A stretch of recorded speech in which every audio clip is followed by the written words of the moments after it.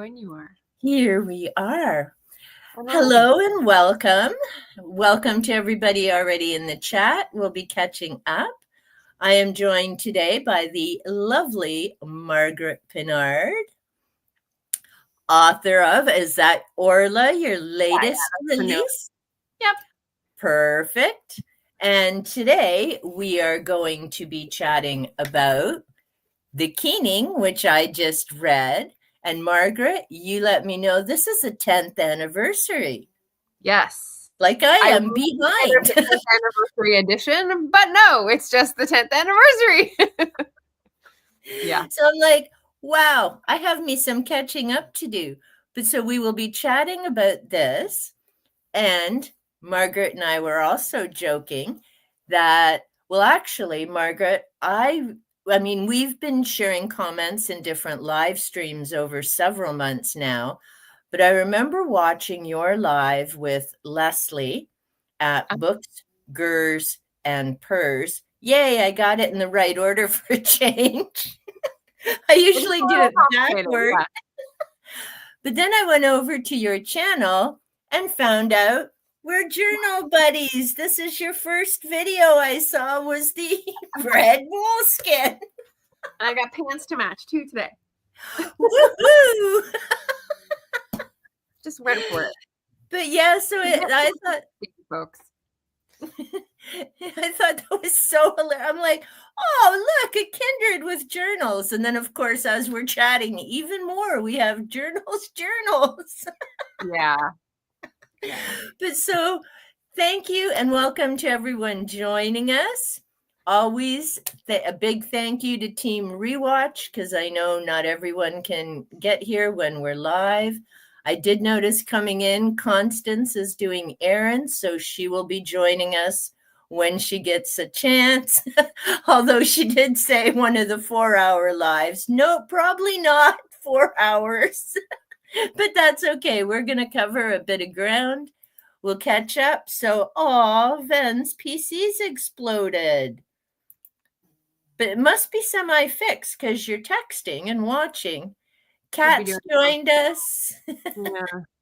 Sad for us. Well, dude, you got to buy a few less books. Sounds making things go boom. Oh no, you're supposed to be on his live. As a result of my bank account also gone boom. Oh, I know that feeling. What happened? Oh no, installing a new part should have been fine. Motherboard close to developing tipped. Oh no! Waiting on a new motherboard and processor. No point replacing like for like. Parts out of date. Uh-oh. Never built my own. Yeah, nor have I. I'm kind of envious of people who can do that. I said hi to Kat. Strict no book buying month. Yep, that does tend to switch things around. Paid nearly as much as my rent. Then saying hi. Kat saying hi. Is that a journal or a weapon when it's that big? I mean, it's a journal. Hey, anything can be a weapon. Then saying it can be both. Margaret, especially if you're invading my home. Good point. Hey, Nicole. Mini break, stopping by. Aw, thanks. Yep. Little Shamrock, because we're all three co-hosting her Celtophile. Oh, that's right. In 2 days. 2 days. Yes. I'm so excited. Oh, and see, since you mentioned that, and you can pronounce this properly, I was hoping to read this. Oh, the Mabinogion. I don't know how to say anything in Welsh. It takes me forever. I'm like, when I did my video, I had to take a few things out because I'm like the Mabinogion. I don't know. So I just keep typing it. Yeah. The different rules for all the Celtic languages. So I have like a smidgen of the Scots Gaelic like rules in my head, but that does nothing for me in Welsh. So yeah. Yeah, and it is like a whole, and yeah, I'm so excited. I mean, since I made the video, I'm like, I want to start reading them now. Wait, February's not done yet, and there's things I need to finish first. Ooh, nice Yeah. copy. Yeah. That's nice used copy. Haven't read it Yeah. yet. Oh, there you go. Categories, blunt force, always good. Oh, Ven, I'm on my phone. Don't expect good spelling. Sweetie, your spelling's never good. I just know how to decode. Are we also matching spelling champions,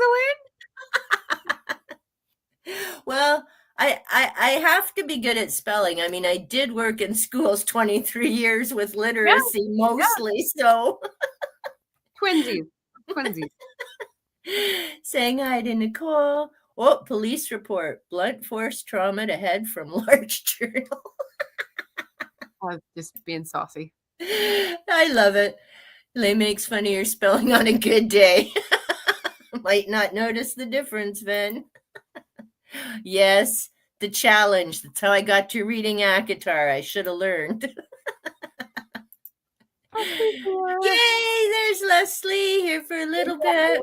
Leslie, you're the channel that brought Elaine and me together. So woohoo. Exactly. And if you haven't seen the live with Leslie and Margaret, I highly recommend going to check that out. Leslie, far more knowledgeable about Margaret's books than I am, just starting to read it or get into reading, because I finally thought before I went on my birthday book haul, it's like, I'm talking about all these authors. I don't know them. I'm never going to meet them.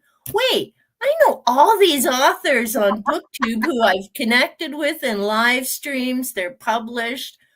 Why am I not reading their work? Like, hello. So, yeah. But surprisingly few people make it, so it's much appreciated. Oh, well, it's a pleasure. And like I say, I mean, I was like, why am I supporting all these strangers when I can support people I'm getting to know and who likewise support me? Like, it just makes sense. Saying hi to Leslie. Almost certain it's broken down like Mabignon. Oh, there you go. Mabignon. Avignon. That's probably as good a pronunciation as any of us will do. Yeah. And then Philip's joining us as well, Philip Hall. And yeah, I think his pronunciation is a bit different too. Saying hi to Nicole. Be glad Jenny hasn't popped in. Yeah, where is Jenny? It always worries me when we don't see her. Yeah. And so Leslie and Kat saying hi. Hello, quick question. Hello, by the way, writing a book, just finished the first chapter.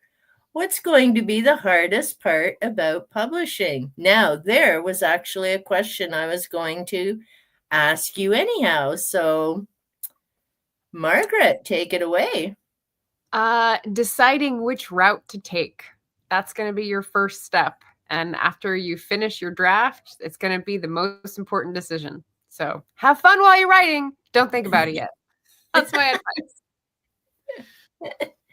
And that, is excellent advice. And actually, I recommended your channel, Nicole's, and Bookish Chaz, because you're all writers who I've connected with. And on your channels, you all talk about some of the challenges of writing and the process and all of that. And she's just finished her first novel. And, she's going through the reading and getting to those first steps. And I'm like, you need to be following these 3 people because they've been there, done that, can give you excellent tips. So hopefully she's watching, but I know she probably doesn't comment. So she's a viewer, but probably you don't hear much from her. Because I know we love a lurker. Well, she lurks on my channel too, and she cracks me up because she's like, oh yeah, I saw this video. It was really good. And I'm like, then put it in the comment section. Help a girl out. Yeah. It's lovely you tell me in person, and that's okay. Oh, much appreciate. Aw. Hey, Ginger. Thank you very much. Can't wait for you both to read it. Awesome. Yeah, I was excited. My Bound by Blood, which was funny review, and I put it in with the other book, The Demonologist, because they're both about that good versus evil, but two very different types of horror styles. One's got the gruesome blood and gore. The other one does not. Then I had this troll come on about, I don't know how to write a description. My title's poor, blah, blah, blah. I can help you. And I'm laughing now because that video just went over 100 views, which is way better than most of my others. And I'm like, For me too. Yeah. I don't know if the troll did me any favors because I did answer a few things. And then I'm like, no, just stop. Yeah. But where I was going with that is Sean Brink, the author of Bound by Blood, gave me a free ebook copy to read and review. And I'm like, oh, he found my channel somehow. And I have another one that I have to read by a different author. So I'm like, cool. Someone's found me without these bots telling me how to do things. Interesting. Now, do you find you get some of those, Margaret? Because you're a much bigger channel than I. Not that much. Oh, yeah, that much. I'm not even at 400. You're over 1,000. Yeah, but that's like me. years and years of posting here. And the growth is slowed down to a mere trickle. So I'm not going very fast, but that's fine. Do I find that I get solicited for book reviews? Is that what you're asking? No, do you get these trolls that show up going, hey, I can make your channel go kablooey? Oh, I mean, I do every once in a while. I just hide them from the channel so that they don't bother me. I get emails to that effect as well, like an Instagram DMs to that effect. And usually it's bad spelling and they're funny names and like, yep. You can tell it's just a bot or a farm.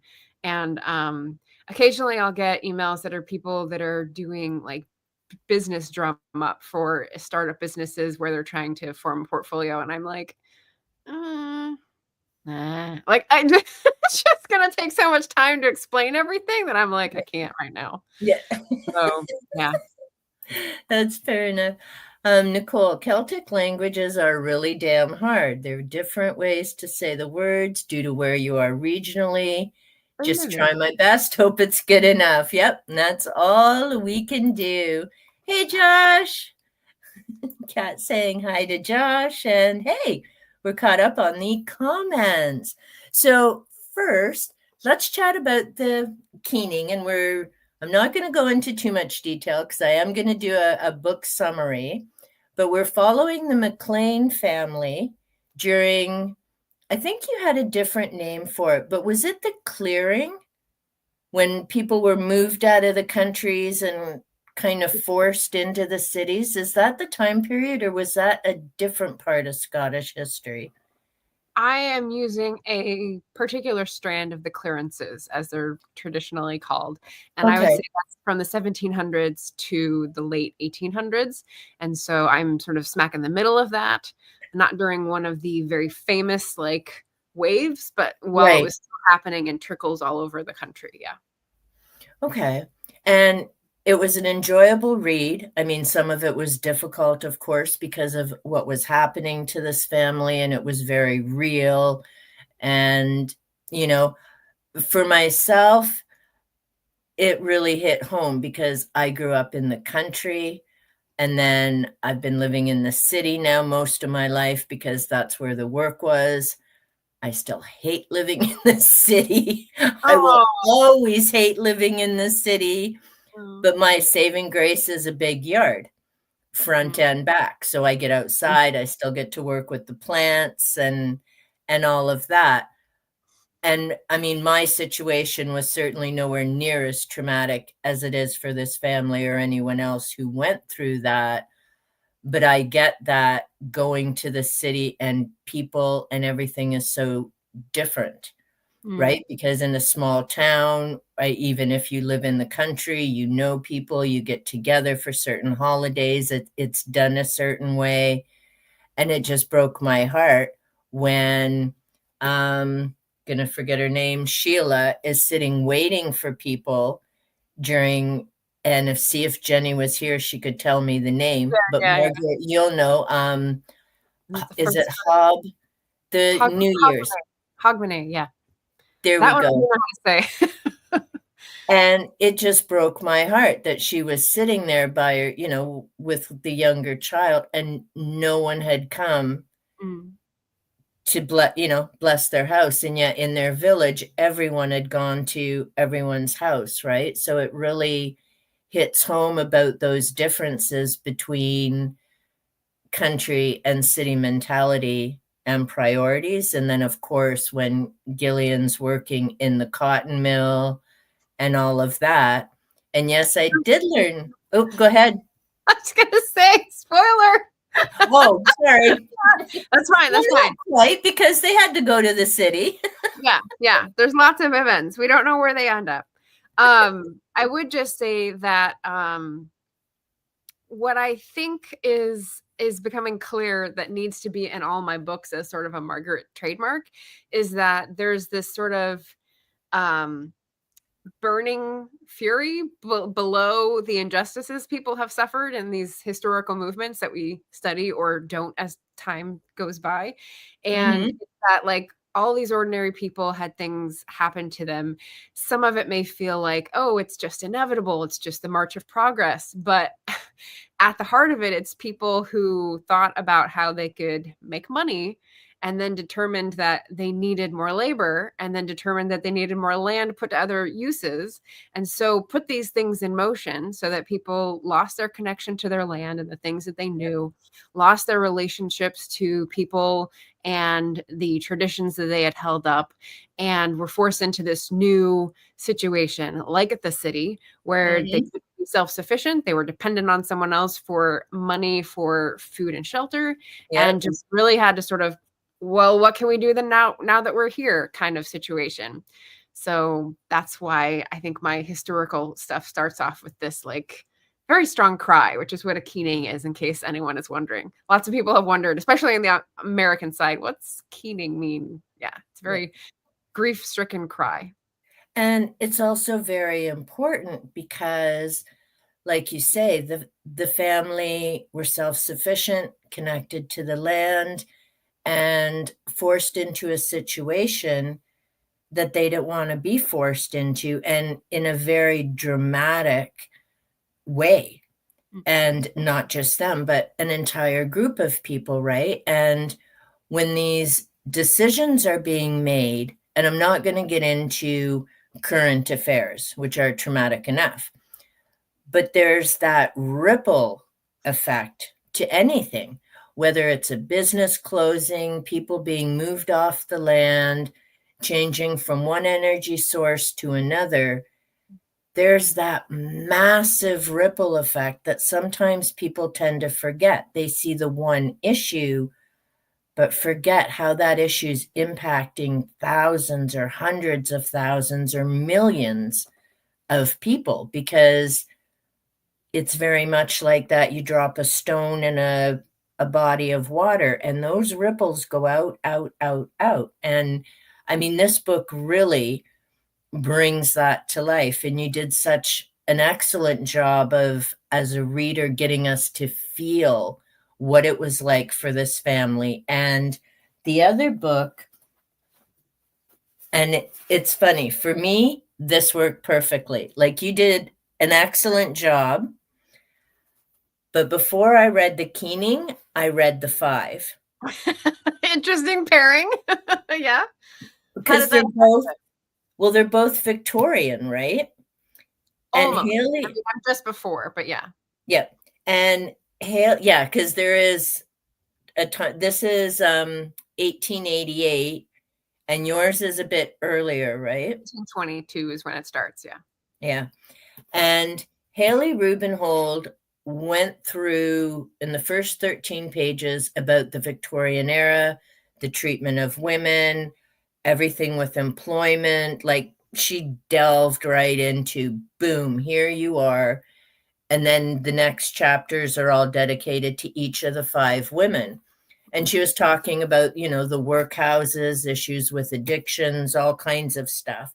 And again, the people being moved into the city where they didn't really want to be. There weren't enough jobs. So there's all kinds of stuff going on. So having thought about her 13 pages and then starting to read about the McLeans, although I knew it was an earlier time period, you can really relate to the girls and what's their future possibilities. And then, as things play out in Scotland, you're like, yeah, I think we need to time travel a few people back and then bring them to the future, and maybe they'll appreciate and understand a bit more about why there are so many things happening that are really setting people off. Because it's a very different world. For myself, this thing with education, I mean, it's so taken for granted. Not that the systems don't need massive overhauls, and that doesn't matter what country you're in at this point. But the fact that people take it for granted that public school is just a thing. Well, they weren't always a thing. Here's an interesting thing. I don't know that many people are able to objectively evaluate their own education. Because by virtue of how well or how ill it prepared them, like maybe they don't know what they're missing, or maybe they assume everyone else had the same high level.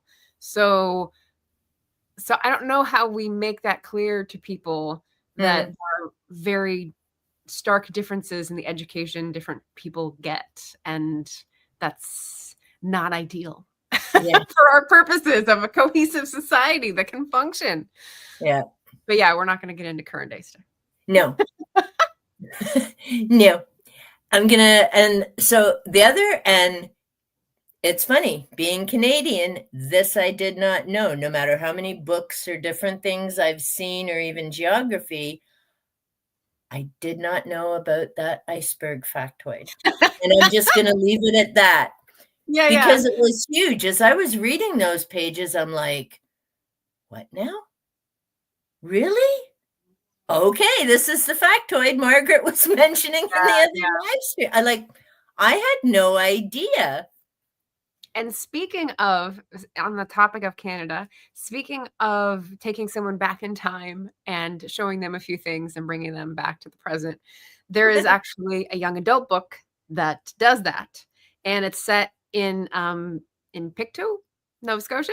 So I went there. I sort of really got involved with some of the history of the communities, not in specific events, but just like the legacy. And I set some of the different populations interacting in present day and in the past, and baby author book. It's only my second book. So but in case you want a Canadian angle or you want a time travel angle, there's a book for that in my catalog. Excellent. Well, I've put I think I've put a couple of your books. Nice. I think that is one on my wish list, actually. Cool. And I also appreciate that you asked Ven to start reading, or gave him permission to read a few chapters. Of the mystery. Thank you. Memories Hostage. Yeah. Yes. And I was actually listening to Ven read while I was doing my organizing. Oh, fun. So it was funny. I had my because I didn't have he was on part of it, because I speeded part of it up, but I had him on part of it reading it. But then I've been having fun teasing him, calling him a book tease, because I'm like, I gotta know the rest of the story now. It does start off with a bang. So it's like, so I have that on my Amazon wish list too. Yeah. So yes, they're filling up the comments. So Ven, not caught up now. I didn't expect to, because Kat's here and she loves filling it up. Now her little chaos gremlin buddy who does it with her isn't here just yet, or I haven't seen her yet. You know, you can't be allowed to stay caught up. I know. Is currently missing. Maybe she's helping her sister get her boot off. Maybe that's. She might. Yeah, I know she's been because we were worried about her. We hadn't seen her in ages, and yeah, she was taking care of her sister. Got to keep lives chaotic. Yes, this is true. Hey, Noah. Nice to see you. Check your Voxer, dude. You said you'd be keeping up with that. It's been 2 days. Hey, Vin. Nice to see. Yeah, so see, they didn't have their live today. Okay, so it was supposed to be today, and now it's a month from now. So I wasn't going crazy. I'm Yeah. good to know. Good to know. Decided to break the bank instead. Noah, cat. Not even. Should have waited till Saturday. Yep. Now we just. Oh, kitty. He doesn't like me on camera, but I just thought I'd tilt it to show you. He's right next to me, observing on the back of the couch. Sweet. That's Bean. How old is he, Margaret? About 11. Don't really know his birthday, but about 11. Oh, he's so cute. And he looks so fluffy. He's very sweet. Such a cutie. I can't show you Zena. She's sleeping behind me, but I'd have to turn the chair. Let sleeping cats lie. Especially if their name's Zena. They're 16 years old. Ooh. And they ain't tiny, and they got paws, and they know how to use them. Stop it! Jenny's here. Impulse control is for other people. No, that he's actually true on that one, Noah. He's got someone needs to grab his bank card. Duh, know about your more than zero constant book shopping. Yeah, he's over 50 now. I'm holding at 47. Jenny's tippy-toeing to 100. For the year? That was, since January. What? Since January. Oh my God, you guys. But see, she has a Kindle and they're only $1 a piece. It's a Kindle. Back away. Quickly. Well, see, that's all I'm going to say. I have issues. I do this because my books are never disappearing unless I'm an idiot and I unhaul them. And then I have to go and I think I'm up to 40 books I've unhauled. I've now thankfully found at my thrift store and bought them again because it turns out I wasn't done with them. Wow, that's Confessions of a Booktuber right there. Well, for a video. See, the funny thing is, I never reread fiction. Mm-hmm. The silly thing is, I would watch a movie more than once. Like, I can't remember how many times I've seen Lord of the Rings. Oh, yeah. But I wouldn't read fiction again because I knew how it ended. And then I'm like, well, wait a minute. I know how the movie ends. Why am I watching? And then I started BookTube and I'm like, well, I need content. And some of it's going to be fiction. Oh, crap. That tidy up chick said, if you're not using it, minimize. Tidy up chick. Are you talking about That's the one. Oh my God. I got issues. I love her. She is sweet. And I did have her book and I've unhauled it and I will not rebuy it. I cleared out my fiction books because I wasn't rereading them. YouTube was in the future. I'm not psychic. I didn't know I'd be wanting those books again. Totally. There was Stephen King, David Eddings, and a whole, 2 bookcases were emptied. Okay. And my husband went to reading ebooks, so there was no point keeping his stuff. And then I started the channel and I'm like, yep, there's about 60 books I could use right now. And I won't rebuy all of them. Eddings, we had 3 of those. Who that is. Science fantasy, I think. Okay. Kind of like. That will explain why. I don't know. Yeah. It might just be plain fantasy. I'm not sure what he falls in. but it wasn't a series I loved. My husband read it too. And I was like, yeah, no, I don't need to rebuy him. I wasn't going to rebuy King.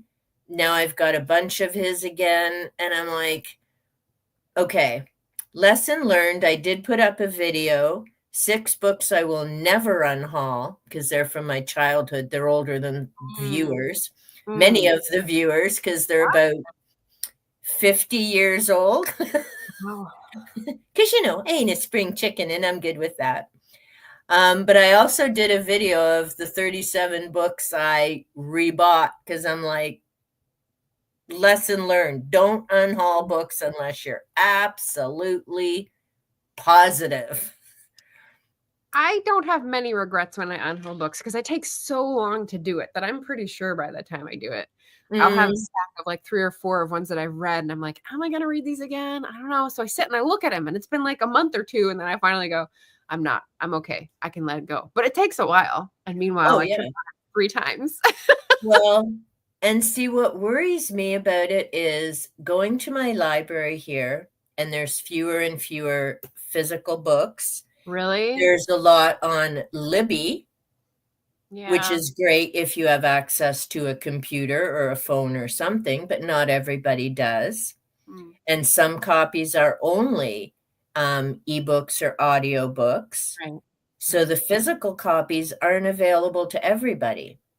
And it worries me how the library is getting fewer and fewer books, and more of the space, understandably, is for, groups and different things. But the book options are disappearing. When I went to Indigo, which, like I say, is well over a year now, I mean, that store was all books and a few knickknacks. Now it's few books and a crap ton of it overpriced knickknacks. So those are as having worked as a bookseller, those are called sidelines, and I don't understand why they're perceived to be so much more high profit. Perhaps it's because they're often manufactured in China, but the books are manufactured in China too, and the profit margins are just probably slimmer because it's been around longer. I'm not sure. It's one of those like business things that if you can't x-ray vision into the supply chain, it's hard to make statements. But I remember thinking that, sometimes every month those would save the bookstore's budget because people would buy, socks or hats or t-shirts or whatever it was that the owner offered. And I just thought, but we're a bookstore. So exactly. And so that's why between that and the banned book project last year that MJ had, Reading This Life, I'm like, no, I'm not parting with my books.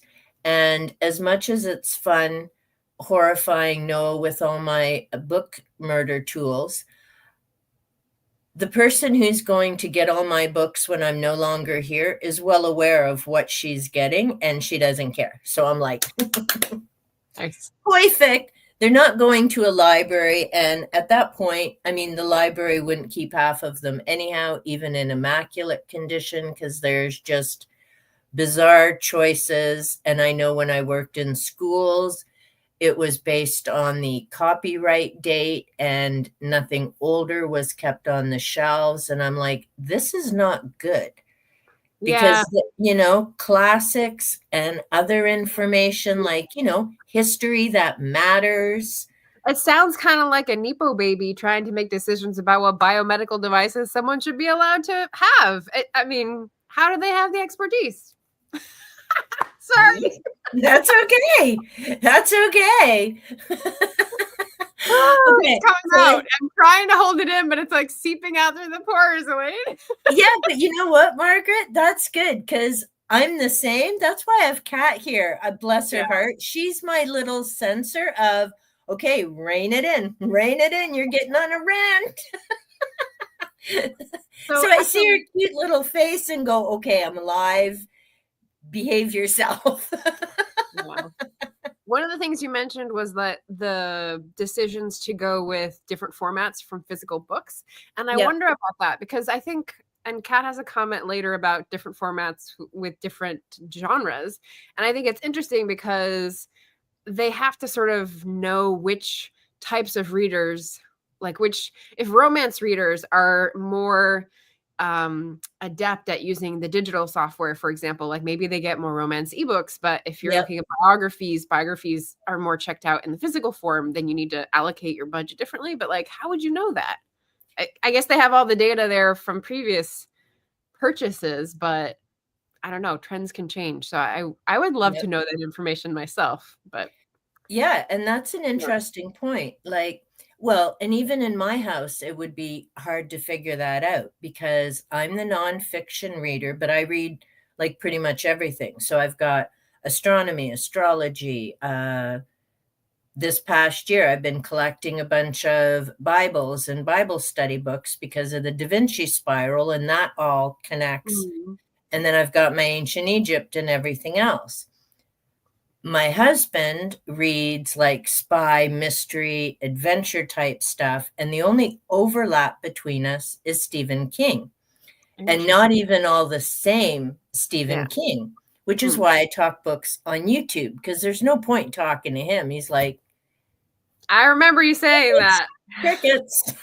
And I talk to Bean. So you're one up on me. I got my kids to talk to. Sometimes I'll read them out loud. I'll read out loud whatever I'm reading.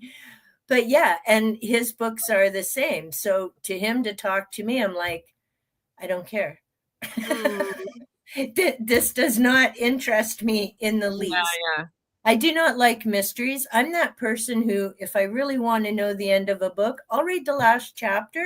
And then I'll decide if I want to go back and read the rest or if I'm just done now.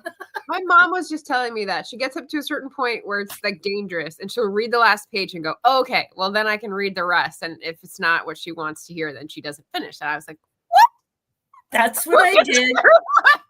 That's what I did with Mr. Mercedes. Oh my gosh. Because Stephen King, you always got to watch with the dog. And I get why. I've never read a Stephen King novel.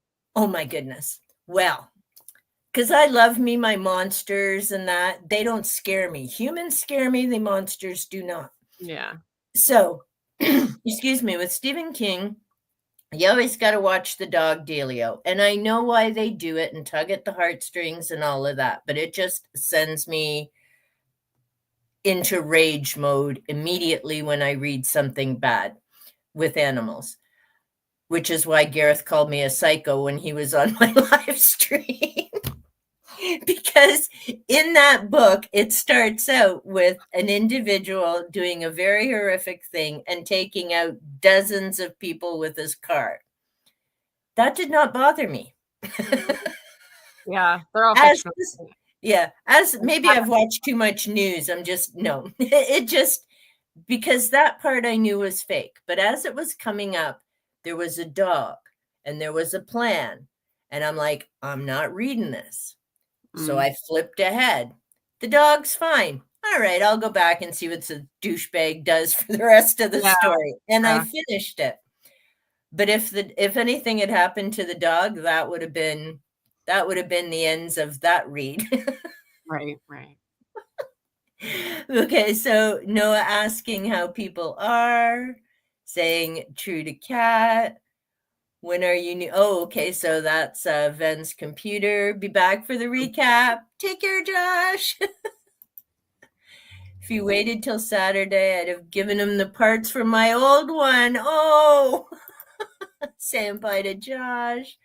I've been good. Only bought one. Woo, Buddy Read collab. Okay, that's a good deal for Ven. Need to save money. So what is the keening about? Okay, we've answered that. Isn't a word you hear often. Very true. Only seen it in books. Context to figure it out. Feels weird to use it in daily conversation. Yeah, there's not much call to use it in daily conversation. That's fair. Now, on the other hand, though, is it an older word, Margaret? Yes. It used to be an occupation. So it used to be a more common practice, especially at funerals, to keen for the departed. But it also used to be an occupation, and usually it was older women who were employed or recompensed, another old word, for demonstrating that the person who had died would be sorely missed. And they did that by keening. Interesting. Now, was that just something to the United Kingdom or no? I think it And I came don't over. mean to put you on the spot, but it's not a word that I know either. So, I think it would have come over with some of the immigrant communities, but wouldn't have lasted all the way through the 19th century, just with funeral styles and how they changed. So, right. Yeah. And so that's fascinating because I was just editing one of my Friday fairy tale readings. mhm. And was it? Oh, it was Mother Holly. Well, I say Holly. It's Holle. I don't know if other people pronounce it different or not. But in the story, it talks about a mistress. And so as I read it, and then I'm like, okay, I'm just going to stop here and explain the word mistress has changed. Oh, yes. Yeah. Yeah. And Yeah. it means employer. Like the master and the mistress. Yeah. Yeah. So I'm like, in this case, it's her employer, not what some people with six figures think it is. Right. And moving on. And then I kept reading the story. But, you know, and even in one of the other ones, the word gay came up. And I'm like, okay, got to explain this context means happy and cheerful. Right. And because again, this book was published in, it's in the other room. Right. 1950s, 1960s.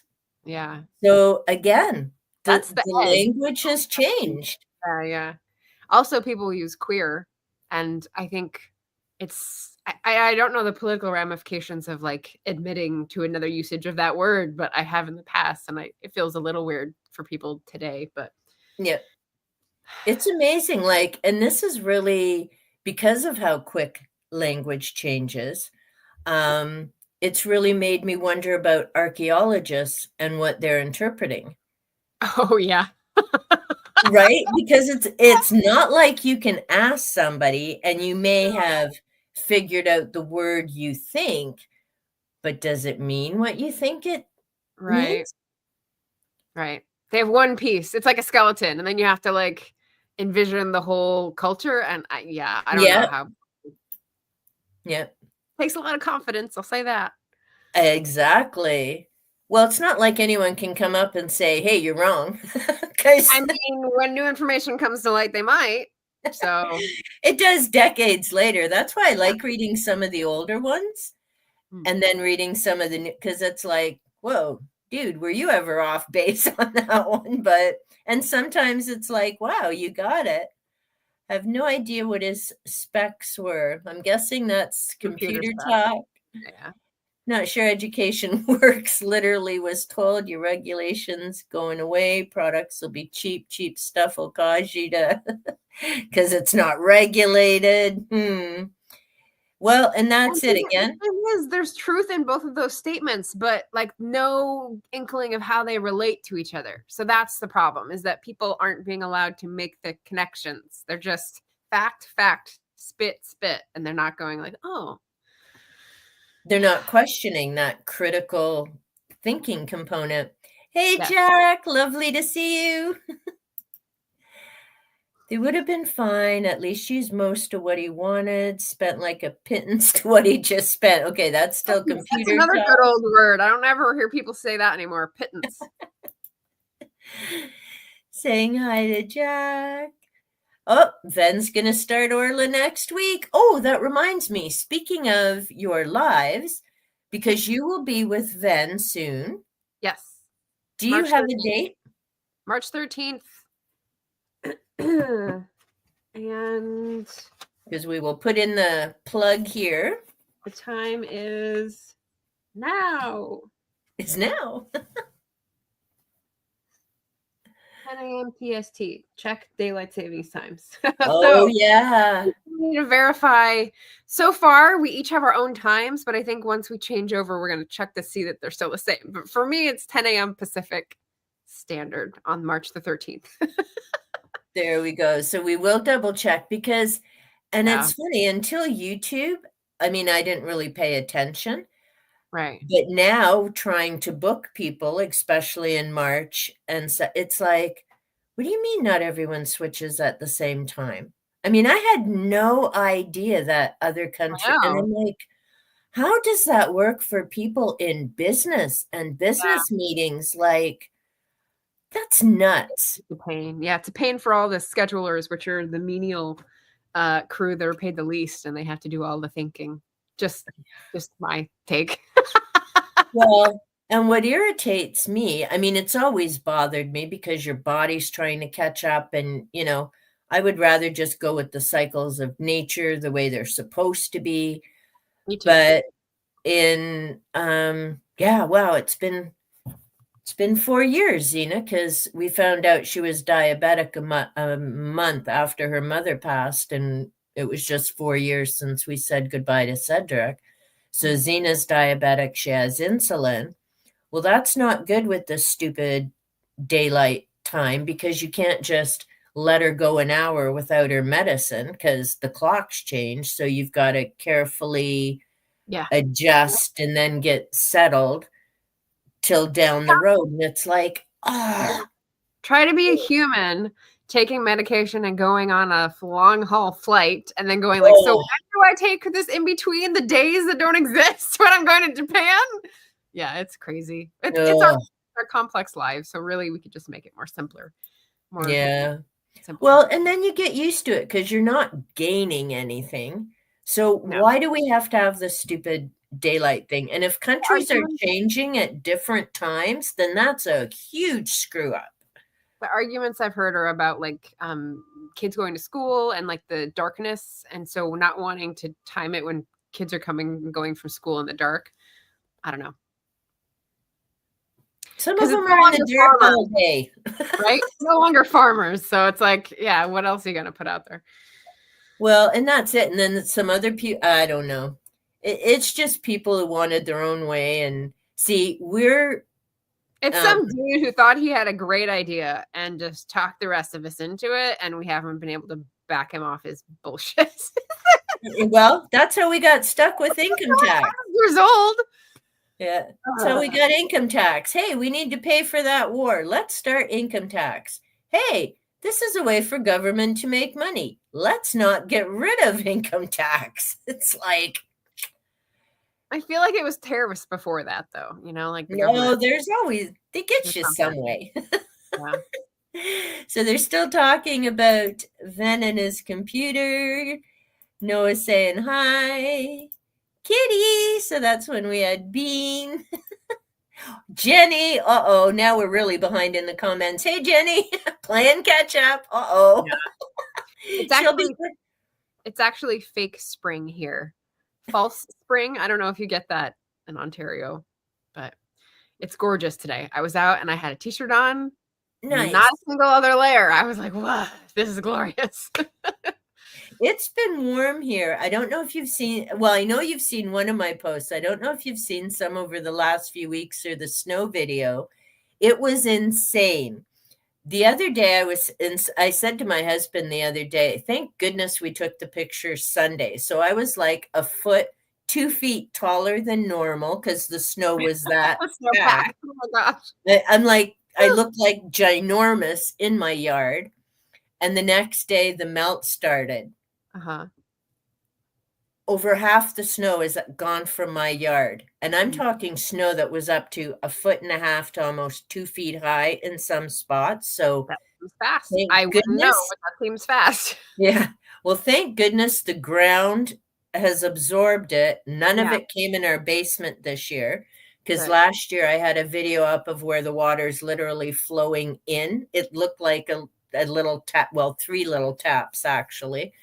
But we just fixed our basement and had it done. So it's like, no, not again. But thankfully, everything we did last year has worked. Oh, it looks like a little kitten. He does. He's so cute, Margaret. Saying hi to Jade. Oh, look at favorite position. Yeah. He's such a muffin. Now, does he lay in your lap? Like if you're in the couch, would he be on your lap, or does he like the back of? Not usually. Usually, yeah, he likes to be on the back near my face. Or the cue that I've taught him over the years is if I sit down and I put the blanket on or a pillow on my lap, then he goes, okay. Because otherwise he'll claw and like Oh, go through my clothes and I'll go, oh, and he'll go, oh, I don't like that. And I go, I don't like that either. So if there's a blanket or a pillow, there's another layer. So I don't get clawed. see, I have to do that with Xena Yeah. because she likes Yeah. making biscuits. And I mean, my husband's the one who does the nail clipping. I do the combing, he does the nail clipping. Mm. And we had now Xena and Panther, he can do by just holding them and does front and back claws. Tiki is a little taco. She gets wrapped up in a blanket. So we just call her Taco Tiki because cute. otherwise she's like a little wiggle monster and trying to clip her nails is brutal. And my husband's like, well, if you would hold her by the scruff of her neck. And I'm like, that ain't happening, dude. Like, I have to sit can't on do it. I have to sit on him. So I like put him between my knees and he tries to back up and I'm like, there's no way to get out back there, buddy. So then I just do his front claws. Yeah. Yeah. Now Bob turns her into a little taco because she's she's just over 2 years old, we think. Because she was our first not backyard adoption. All the rest Mother Nature brought us. I'm like, is there a hotline out there? Hey, stray cat, find that yard. Yeah. Suck up to the woman, and you're golden. Like, what is the thing in Finding Nemo that's actually real in nature? The Great Pacific Gyre or whatever it is. Like all the fish find the current. That's dropping. Yeah. all the cats got this telephone line going. Yeah. And so Tiki's the first that we've adopted from anywhere but our backyard. And she's just such a character. Now they thought, or at least the card said she was 7 months old, but I mean, we have no idea. Actually, no, I do know 100% how old Panther and Xena are because Xena was born in our basement and Panther was born in our backyard. So he and his brother Shadow came in when they were 4 months old because we had to hold off. And his mom didn't want to come in. She had no interest. But Shadow and Panther came in when they were 4 months old because we had to wait. Cedric had just been diagnosed with multiple myeloma. So we had to get her chemo and everything figured out, get her stabilized. And then the boys came in a month later because it was relatively safe. But thankfully, they both came in together so that they stayed in one room separate, got all their health issues taken care of. And then it was a free-for-all house of 6 for several good years. And then the universe decided to be an asshole and took 3 of them in 8 months. I don't buy that. What doesn't break you makes you stronger. I think it just makes you angrier and you come up swinging even harder the next time around. But thankfully, so we still have Xena, Panther, and our little Tiki Taco. So Kat asking how Jenny's doing. Finally out of work. Oh, so quiet and boring. Yeah, those are long days. Wouldn't do any good. Card saved on my Amazon. Joyce. Kindle offers lots of freebies, which is about all I buy or physical. Just extricated myself from the Kindle ecosystem. Downloaded, cracked my books this week. Ooh, before they locked the gates. Yikes. Yeah, see, I don't have a Kindle, and my hubby reads on his tablet. He's got Kobo. Yes, I have Kobo. Those are the 2 e-reading apps that I use. And I always go to Kobo first to see if they have that version from an indie author site. And if not, if they're only in Kindle, then I'll get a Kindle book. I don't do Kindle Unlimited. I don't subscribe to anything from Amazon. Yeah, that is the only place, then I'm out of luck. Yeah, and I don't know even what the big brouhaha is right now about. Is it an argument between Kindle, Amazon? Nope. They're the same. The change that went into effect yesterday or today at midnight or whatever is that there used to be a command where you could download the books from the Kindle app to your hard drive as a file. I don't remember what the file was. They took that away. They notified people that they were going to take it away 2 weeks before. Right. And so you're not allowed to like contain things that you own. It's going to be in their ecosystem only. So if for some reason your account is locked out, or they changed the terms of your agreement, which I don't know, I've done a few times. You have no say over something that you've bought or access to it. And so I just think that's wrong. So good for you, Jack. Yeah. Yeah, that's see, this is why. I mean, I understand it. You can carry it around. I know for my husband, he does it because his hands holding books are not easy. So the tablet works better for him. It just makes me leery because it could go kapoof. Right. Well, and it could go kapoof for not even business reasons, but for political reasons. Because if it's a banned book, it could just vanish and then you don't have something that you bought. So that's the issue people are bringing up. Yeah. And one of my banned book videos, when I started off, because I looked at Canada, the US, and the UK, and then just the topic in general. And that was one of the things that I said, is that it's one thing with banned books to take them off the shelves and things. But if everyone switches to electronic, they can just flip a switch and that's the end of that book. Like nobody has it anywhere. Yeah. It just... And this goes back to that AI conversation and so many other things as well, right? Is where does it end? Where do we need tighter rules and things, right? But Kat, yay for no more work, lots of reading time when it's quiet. I don't know about you, Margaret. I really didn't read much in February. I did. Yep, you can have treats. You can have treats. Because I was on your live yesterday and some great books and chats. My February reading was this year. I just couldn't concentrate. Was it a normal February reading month for you? I mean, it feels like the reading amount was normal, but it feels like it was a struggle. And I was like pounding the caffeine drinks to try to keep up because of all the other additional work I had this month.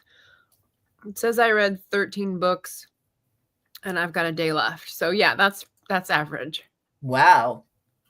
Yeah. That's good for a short month.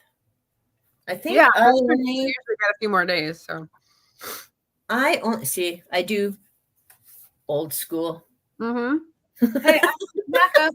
I've got my backup. It's just one page before the beginning of every new month. I have books that I read, and there you go. Went down off the page this time. So nice. Yeah, I only read 6 books. I still haven't, because I've been switching over to Storygraph, but I've only been over there once, so I need to get up to date. Because Goodreads, I find just... Yeah, I mean, there's amazing groups, but the threads suck trying to follow them because the comment doesn't go under the answer and all of that. So I was going to switch over to Storygraph because it sounds like there's a lot of fun things going on there. There's a lot of amazing people over there. So another place to make a connection. But yeah, so this month I only read 5 books. Now, the funny thing is, it's different than January. January, I read all of 7 books, but 5 were from the library and 2 I owned. This month, I read 5 of my own books and only 1 from the library. So it'll be interesting to see how the rest of the year goes. Yeah.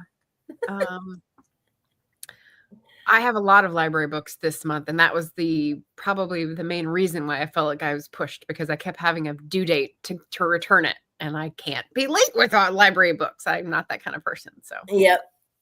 And I'm the same. And it was funny because here now we don't have late fees, but I still don't like returning a book late. And sorry? Same here. Yeah. And they'll automatically renew a book if nobody else wants it. Yeah, same here. I love that feature now. Right? Yeah, it's great.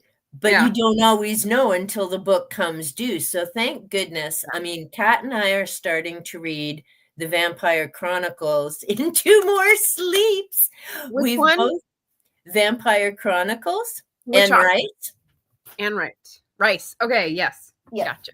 So we're starting with in just a few more sleeps interview, and it's a reread for both of us. Most of the books in the series. There's a couple that will be new reads for me because I'm bad and I read all over the place because, you know, it's not like my nonfiction books where it's got to be precise and building on each other. But I borrowed book 2 because, yes, I unhauled The Vampire Lestat, which is book 2. The library had it, and I'm like, okay, well, while it happens to have it, I'm grabbing it because I don't know if it'll be available in April. So thankfully, I did start reading it ahead, and it wasn't renewed. Somebody else wanted it, so I'm like, thank goodness I got that read and made some notes. And I'll try it. I'm actually hoping to get a copy of it because there's just so much, and so much of it comes up in Queen of the Damned, the movie. I'm like, wait a minute, why was it called Queen of the Damned instead of The Vampire Lestat? Because that's more of what was there. And see, I'm not the only one. Jack's the same, unhauled and then rebought so many books. I think it is a minority, but who knows? Maybe we'll unearth a new truth about booktubers. Hey, there we go. Maybe I should do a tag. How many books have you unhauled and rebought? Ven has read some Eddings. Oh, I just got to Elaine saying she worries when I'm not tormenting people. Not touched him in over a decade. One of the books got me into reading was an Eddings book. There we go. Belgrade, one of my rebuys. Only in Hall really didn't like something. Yeah, it's a tough call. Local libraries where I'm in a load of trouble from what I read yesterday. Uh-oh. Have to learn more about that. Haven't done my reread of that series. Not entirely sure whether it'll have the same impact. Now, see, and that's a good point too, because again, and I'm dating myself, I started reading Stephen King when Carrie first came out in the early 1970s. Yeah. And then the early 80s, but wow, he's been writing a long time. He has. It's the 70s. And I'd read him right up till Dolores Claiborne. So if, following him for a few decades. And I just, a few months ago, actually listened to Carrie because I got it as an audiobook through Libby. And I don't usually do audiobooks because my mind just wanders. And so I kick up the speed to 2 or 2.5 or I'm like gone. I know. I had said that in Greg and Alan's Live Monday when Kat was the guest. And Greg's like, that's like chipmunks. And I'm like, yeah. I mean, I was in the comments. I'm like, yeah. And it works for me. It's the only way my brain can stay engaged. But actually with Carrie, I could turn it down just a titch because it was Sissy Spacek reading it, the actress, the original Carrie from the movie. And it was just her voice again, right? And the movie. And it was as good a read, granted listen, as it was when I read it the first time. But there's some other books I've read, and I like Salem's Lot as well. And again, that was decades later. But there are some books I'm like, why'd I like this? Where was my headspace when I came across this one? Do you find that, Margaret? I don't often reread. So I haven't had a reread in a long time, actually. And I have one planned reread because someone's doing a read-along, a slow read-along where we institute life changes according to the book. And cool. This one, anti-capitalist reading, it's called How to Do Nothing, Resisting the Attention Economy by Jenny Odell. So I read this a couple years ago, and I think it's Books and Cooks or Cooks and Books. I can't remember. But she put up a recent video about it, and it was already on my reread stack. I have like 4 books. I'm going to do that one, and then I was going to choose between one of my Rebecca Solnit books, but there weren't any fiction on there because I don't feel like I have time to reread fiction. I did go through a period a year or 2 ago where I was rereading the books in the Holmes and Russell series that I owned, that I had physical copies of, and they were so good. And the thing is, it had been like maybe 4 years. I completely forgot the mystery. Completely forgot what was going to happen. So it was just like, no. Nice. Yeah, they were really good. Well, the funny thing is, the review that I'd done, I mentioned The Demonologist, and I found that at my thrift store, thank goodness. And then I started reading it, and I was 5 pages in, and I'm like, I've read this before. Oh, how could I not remember like a title like The Demonologist? I didn't remember the author, Andrew Piper, because I've not read anything else by him. But here's where it gets really, really sad. One of the characters, her name is Elaine O'Brien. Hello? Okay. And I last name, so and I'm like, but as soon as I was 5 pages in, and there was a trip to Venice, and the guy was an expert on Milton's Paradise Lost. I've never read it, but I remembered that story keeps coming up throughout the whole book.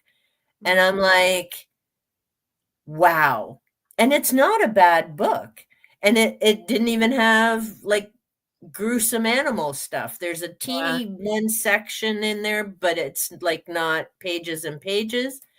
And I'm like, okay, where did that go in my brain so I reread it because I'm like, okay, I know where this is going, but I can't remember all the bits and pieces to it. So, yeah. So Kat's saying her library has limited genres, mostly romance and westerns. Bleh. Can't get options I'm actually interested in from Libby. Now I've got Hoopla, but I haven't really got into it much. Because sadly and maybe this is why it's better I have physical books. I'm out of sight, out of mind. So I'll have a Libby book. Yeah. But if I don't open Libby, I forget, oh crap, I've got like 2 days or whatever before this has to go back to the library. Whereas if I have a physical book, because I have a spot on my shelf, that's where my library books go. And if it's empty, it means I don't have any library books. But it's not the same with Libby. You got to open it to find out. Yeah. Well, Margaret, speaking the truth here. So that would have been back when we were oh no. Yeah, that was when I was talking about Nepo babies. Oh, but there you go. Ven says you can talk politics on his life. Yeah. Campaign, just a card, promote buying even something small in indie shops, as if everyone who browsed bought a card, etc. It would keep them open. Yeah. Well, and to be honest, the reason I haven't gone back to Indigo, well, besides I'm loving my thrift store and the prices are way better. I can come home with 20 books versus, there's no way I'd come home with 20 books from Indigo. I just, can't afford that. But the last time we went, there was a particular book I was looking for, but it wasn't on the shelf there. And you used to be able to go to the counter and order the book, and they would place the order for you. Yeah. So I asked now. Yeah. Well, I asked the employee, and they're like, oh, well, we don't do that. You can go home, order it online, and have it delivered here. Did you do that more than once? Because that sounds like a bad employee. No. As I was leaving the store, what I said was, well, if I'm going home to order online, I guess I'm going to Amazon and have it delivered to my door because I'm not driving across the city. And I've never been in the store since. Shooting themselves in the foot. That was a bad employee. I'm sad. I'm sad for that whole situation. But it's ridiculous if that's the store's policy. Who in their right mind is going to order through Indigo and go Right. to the store and pick it up Right. when you can order it on Amazon and sometimes cheaper and have it delivered to your door? Right. Like, I'm no MBA, but like, seriously, think know. through your business policy, people. I wonder if that employee is still there a year later. Maybe they were Oh, caught at that and fired. I mean, yeah. this I don't stuff- know, but I much prefer the employees at the thrift store because my last 25 books I actually just bought from one of them because she has a 1,000 plus collection and she was downsizing Oh. and we have a lot of similar tastes. So I'm like, Oh. yeah, good I'm price. gonna come down tomorrow. Yeah. That's So nice. I went and because she was showing them on, she's like, what about this? And I'm like, yep, take it, take it, take it. And so I got like a whole ton of new books for my big, massive pagan project and other subjects. Nice. I'm like, yay. And I love it because to me, when I go in, it's like hanging out with friends because usually it's the same two people on Saturdays. We have very similar interests. Yeah. We that's nice. chat books. I get recommendations. I wander the store. It's awesome. My hubby sits in the car because he knows it's not 5 minutes in and out. He reads his ebook, and I show up with my bag of goodies. Do my lives. Ben encourages angry rants. Said hi to Jack. Jack said hello to us. Happy to hear a political rant away. Oh, that could be ages. Blasphemy, can't read the ending first. Yeah, I can. And poor Jenny, who I'm even saying, well, Kat and I tell her, DNF a bad book. Life's too short to read bad books. But I haven't done it often.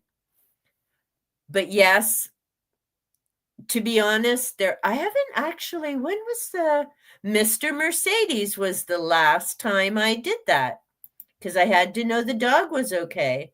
I Google every book to see if the dog lives, if it's king, or I know there's a dog in it. See, that's why I've never watched Keanu Reeves. Who's the character? John Wick. Yes. Never seen one of those. That just looks way too bloody for me. Yeah. And that too. Like, I like Keanu, but no. Yeah. Why not? Read first, last, one from the middle. Help me decide if I want it. Don't read the blurb, though. That's funny. I'll read the blurb. You have a goldfish memory. Obviously, Ven has a goldfish memory. Like I do. Actually, I mean, it takes a few years for me to forget, but Funny. Yeah. World's overpopulated anyway. Well, there's 8 billion. So, yeah, when I was going to school, it was 2 billion. We got a few people got to be saying, no, just say no and cross your legs. We don't have kids. I'm doing my part too. all my kids have fur. Doggy better live through. Books going bye-bye. Same as the movies, Yeah. As long as the dog's still going at the end or whatever animal, I'm fine. Being very quiet, Jenny. Are you okay? Woohoo, Fairy Tale Fridays. Keening's one I've heard of before, and yet Jack's in England as well. Definitely out of use. Mistress could be both. Don't know. She got to be running the house. Still hear recompense from time to time. Yeah, it's fascinating, the language. And that's one thing I've really enjoyed about BookTube as well, is meeting people from so many different areas and countries. And I mean, joking around about necking the other day. Yeah. Necking a bottle versus necking at the what was that always called? Like a place where you pulled up? Lover's Lane or like Yeah. It's funny. Archie comics. Well, I'm saying. Hey, Constance, I see she's lurking and shopping. Glad you could make it. Well, and that's the funny thing, because when Noah said about necking the beer bottle, like he didn't, because that's just the regular way they use that term. And the rest of us are all like laughing, going, what now? He did what with a bottle? Like, or the ever famous cookie biscuit argument. There's one of those comments to come. Don't worry. Yeah. Hey, Ginger, your mistress. Context is very, yes. And that's part of why my Da Vinci Spiral is now up to 100+ books that I personally own. It could veer way off farther if I go to the library and that. And even with my other nonfiction books and like trying to pull all this information and stuff together, because for me, part of reading is what can I incorporate into my everyday life, whether that's something I do in life or whether it's a thought pattern or behavior, whatever. Like I read with purpose, but I'll also read to just check out and bug out for a while and get into a world. Yeah. But it really irritates me. And actually, it came up in Why People Believe Weird Things. This is by Michael Shermer. Okay. It's a fascinating read. It talks about pseudoscience, superstition, and other confusions of our time. It also gets into the Holocaust deniers and other things. Yeah, interesting. But one of the things he points out, he uses a quote, and I think it's taken from the Bible, and it's one that people use quite often in, to make various cases. But then a few pages later, he includes the entire quote. Oh, yeah. Context matters. Yeah. And to be honest, that's part of why I decided to start reading the entire Bible. It's going to take me a few years.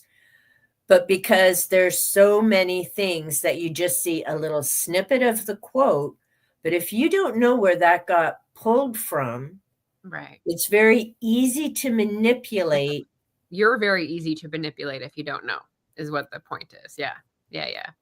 I mean, there's tons of phrases like that, aphorisms that we have in daily language, but then when you learn the whole quote, like the one I can think of first is Jack of all trades. People think, oh, well, that's really positive because that means like, a little bit of everything, but it's followed by master of none, meaning you're not really good at anything. And there's 2 more lines as well, but Yeah, exactly. Especially with the Bible. Like the Bible is all about teaching moral lessons through stories. And if you don't get the whole story, you're not going to get the lesson. So exactly. And lambs. Well, whatever it is. Yeah. And it's interesting because I was raised Roman Catholic and I was chatting with someone else. Yeah. And God and I parted ways a long time ago. I believe in a higher power. People call it different things. I don't question that part. I question what humanity has done with the interpretation of it and how they treat other people, and certainly the burning times and that. But I was talking with someone else who is Christian, and she always reads the Bible. Like that's her daily thing. My aunt and my grandmother did their rosary beads every day, but we didn't read the Bible. I mean, we went to church. It would be funny. It's a different tradition. Yeah. And so for us, I mean, we knew about the Bible. You went to church. That's what they were talking about, whether it was, the service, a wedding or funeral, what have you. It's funny because the services I went to were in Hungarian, not English. What? Oh, wait, no. When I went to school, because I went to a Catholic school, we had to go to church once a week. Those services were English. But our Sunday services, we went to the Hungarian service because my family came from Hungary, and that's what we spoke at home and that until my dad remarried. And, well, he didn't pick a Hungarian. So then we were supposed to speak English. I'm like, oh, brother. But that's a whole other. How old were you when that change happened? 10. Wow. Do you still speak it? No. sadly, my family has passed. So my grandmother died when I was 18, my dad when I was 34. And so family members that I would have spoken Hungarian with are gone. And so I ended up losing my first language. Because the funny thing is, when I started school at 4.5, because my birthday is in January, so they started me in September instead of wait a year. But I had to learn English when I went to school. Oh. Now, the sucky part is my teacher was also Hungarian. One would think that might be a bonus, unless the kids piss you off and you have a temper, but you're smart enough to not speak in English to them. I spent a lot of time in the corner, and I should have a pointy nose because she knew what I called them. I smiled and was nice. They didn't know what I was saying, but she did. That's hilarious. Sucked. The only Hungarian teacher I had through that whole school, by the way. That's so wrong. Yeah. I'm sad you didn't find other, community members that you could talk with, and then it just sort of like vanished. It's hard. Yeah, it is. And sometimes I watch Hungarian YouTube, and there's a few people actually at the farmers market we go to that are also Hungarian. And oh, cool. I don't chat Hungarian with them, but they were saying, if you watch YouTube and different, because there just aren't, it's not a big popular language like, French. Yeah. I know. So that is use. Yeah. So switch at the end. Okay. They switch at the end of March. So yeah, that will be the week that you're last weekend in March and last weekend in October. Yeah. And I think in October we're a bit earlier as well, aren't we, Margaret, for that fall forward? We're later. So the acts of Congress that have changed the dates for standard and daylight savings times have made standard a lot shorter. So it's only like 3.5 months long. Seriously? I think it's probably later than October, or later in October, because I think we had a different date. Yeah. Wow. So I'm going to have to pay attention to that this year as well. Yeah, they didn't demolish it. They just made it a little shorter to appease the course. Well, see, in here, I know there's been a push to get rid of it. Yeah, state by state, which is great. Yeah, but see, we can't do it because of the Eastern Seaboard, right? Because we're like right with New York and all of that. And for some reason, they've said, unless that part agrees, we... That's not a religion. I mean, Arizona does what it wants. We're seeing Kat saying here that not all of the states have daylight savings. Like, that's wild. Arizona and what's the other one? Is it in the Midwest? Is it in the upper Midwest? I don't remember. Maine, maybe? I don't know. And they don't have... See, and I can't imagine. How can they not? I mean, like, I'd love... declares it. I guess... Yeah. I guess they would just use a designation for their time that is the standard or daylight, whichever one they chose. I assume it would be standard. Yeah. It's bizarre. Oddly, no. Oh, yes. So Jack is waiting for the longer days, as am I. The sunshine, nice up north last few days. Oh, yeah. Ven's in Manchester. Definitely in the air. We've, like I say, a lot.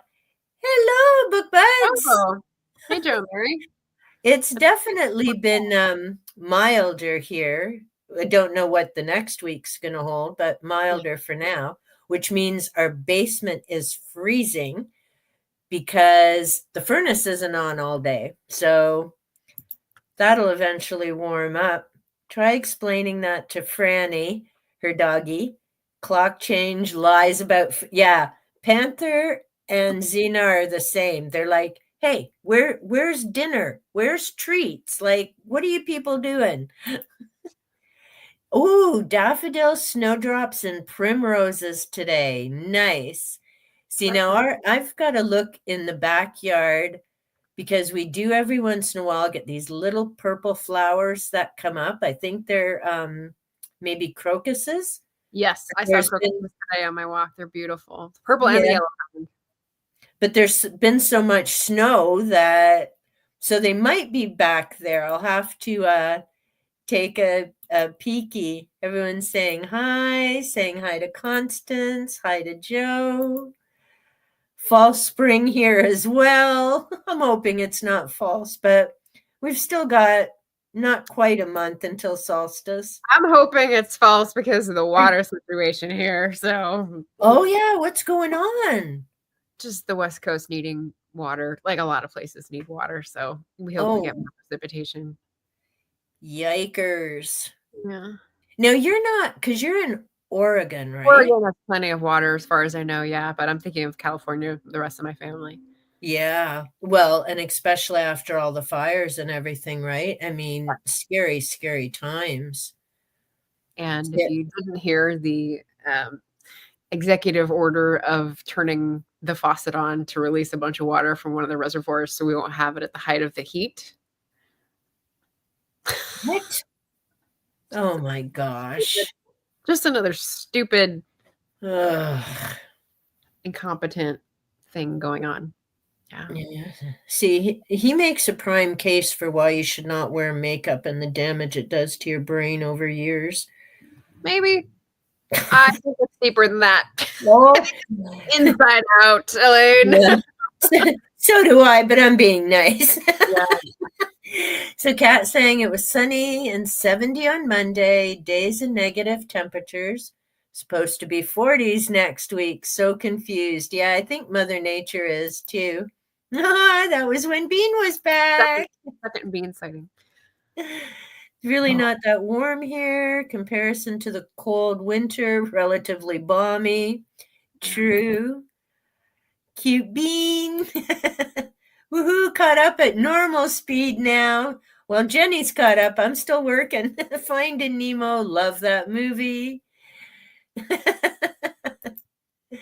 Squirt's the cutest character in the whole movie. I haven't watched it in ages. No, Margaret with her cute emojis. Taco trick. JB would try to steal all my blood, attempting to clip his mats out. Yeah, he's got his fur balls. His mats, that made me laugh. Yeah. Caused a lot of headaches. Niece liked his butthead move. Only have read on either of my two Kindles, so the new update doesn't affect me. Oh, that's good. Jenny, just so I can ruin your peace of mind, unless it's airlocked and you are getting updates from like new buys onto your Kindle device, it can still control what you have in your Kindle memory. So I have an iPad and it's got a Kindle app. The Kindle app always looks to refresh if I get something new.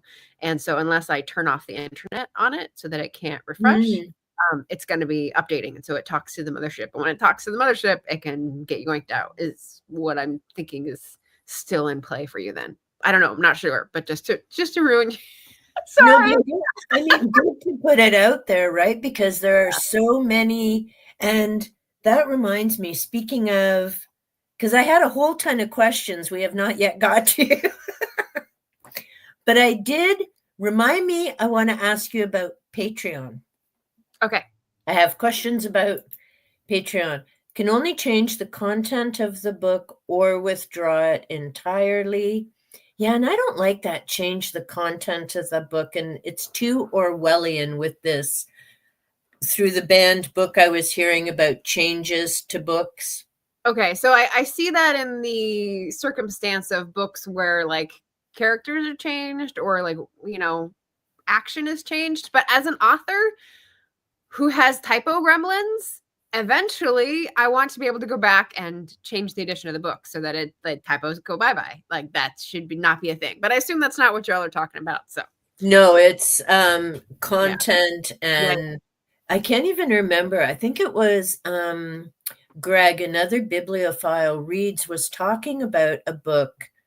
I think it was Greg. I don't think it was Ven. And the author didn't even know this new version had been published. And somehow they found out, and their work had been changed, like not typos, editing. The story was changed. And so was that person an indie author or did they have a publisher that did the change? So they weren't an indie author. The publisher did it. Yep. Okay. So the thing I'm curious about is that whenever you have an ebook, if it differs substantially, you can't create it as the same file. It can't go in the same slot with the same number, even if it's not a an ISBN. It can't have the same Yep. number. It goes to a different ID number within the Amazon system. So I'm like, how are they replacing the same book if it's a different edition? No, they copying it. published. They published Yeah. a new book, like physical print, different book. Did it have a different cover? I don't know.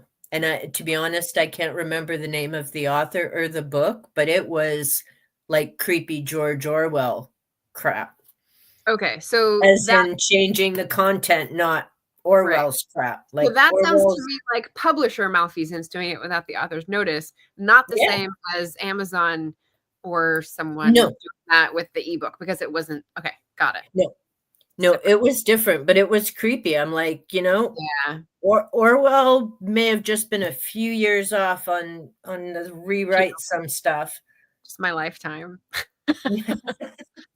Only changes that bug me is the cover changes, never to anything better.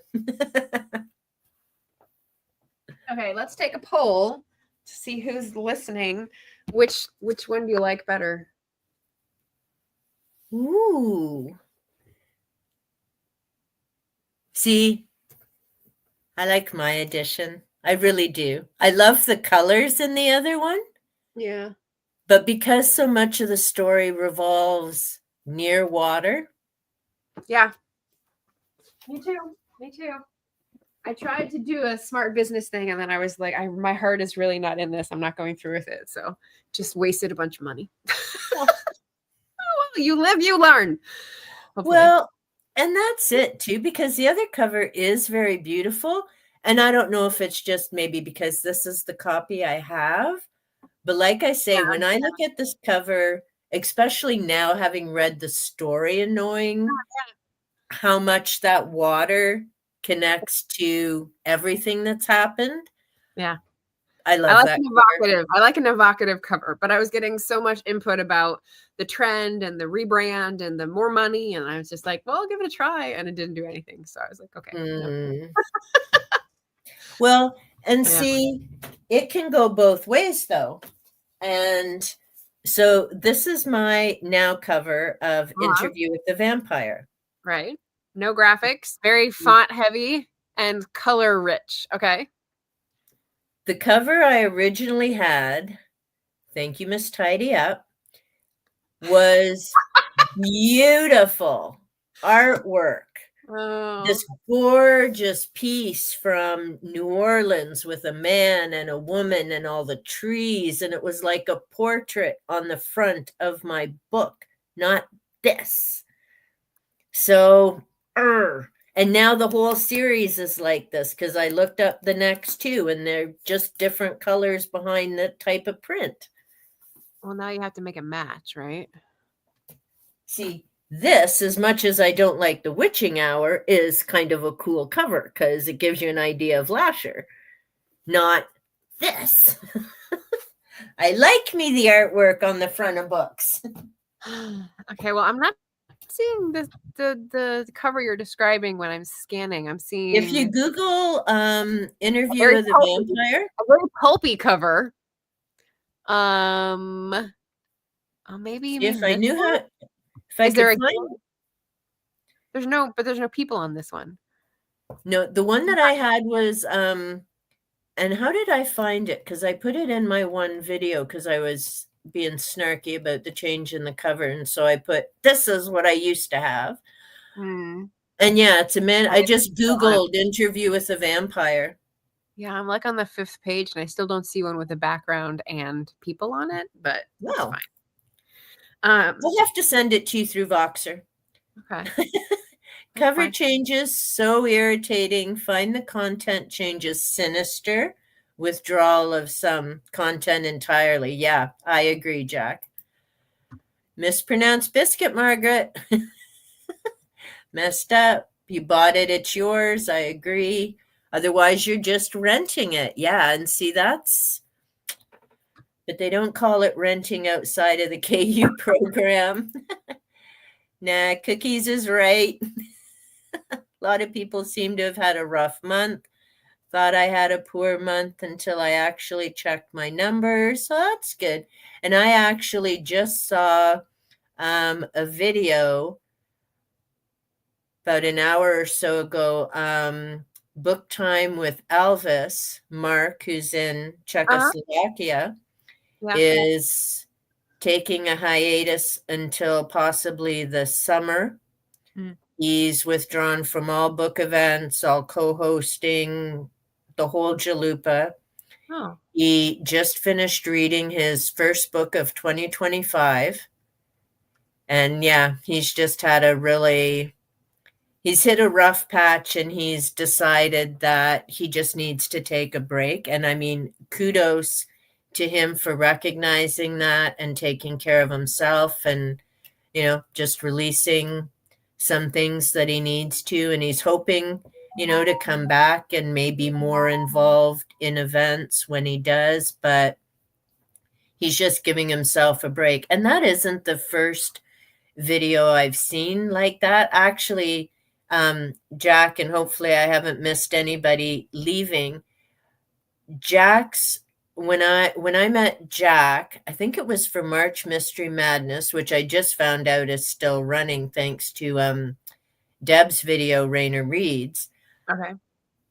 But that's how I met Jack, was through that event and co-hosts. And I remember seeing Jack also commenting about, there's so many great events and, co-host in different roles, but sometimes you can get too busy with all of that, and then your own reading goes awry, and then that's how you get a reading slump.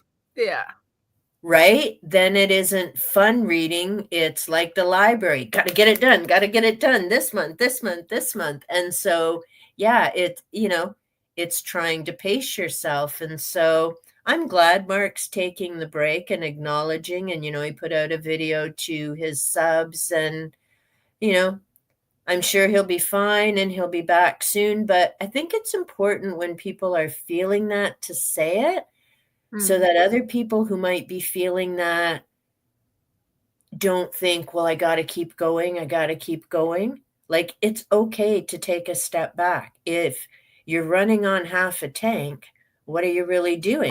It's like that quote that I read from the Caring Tree on Noah's Live,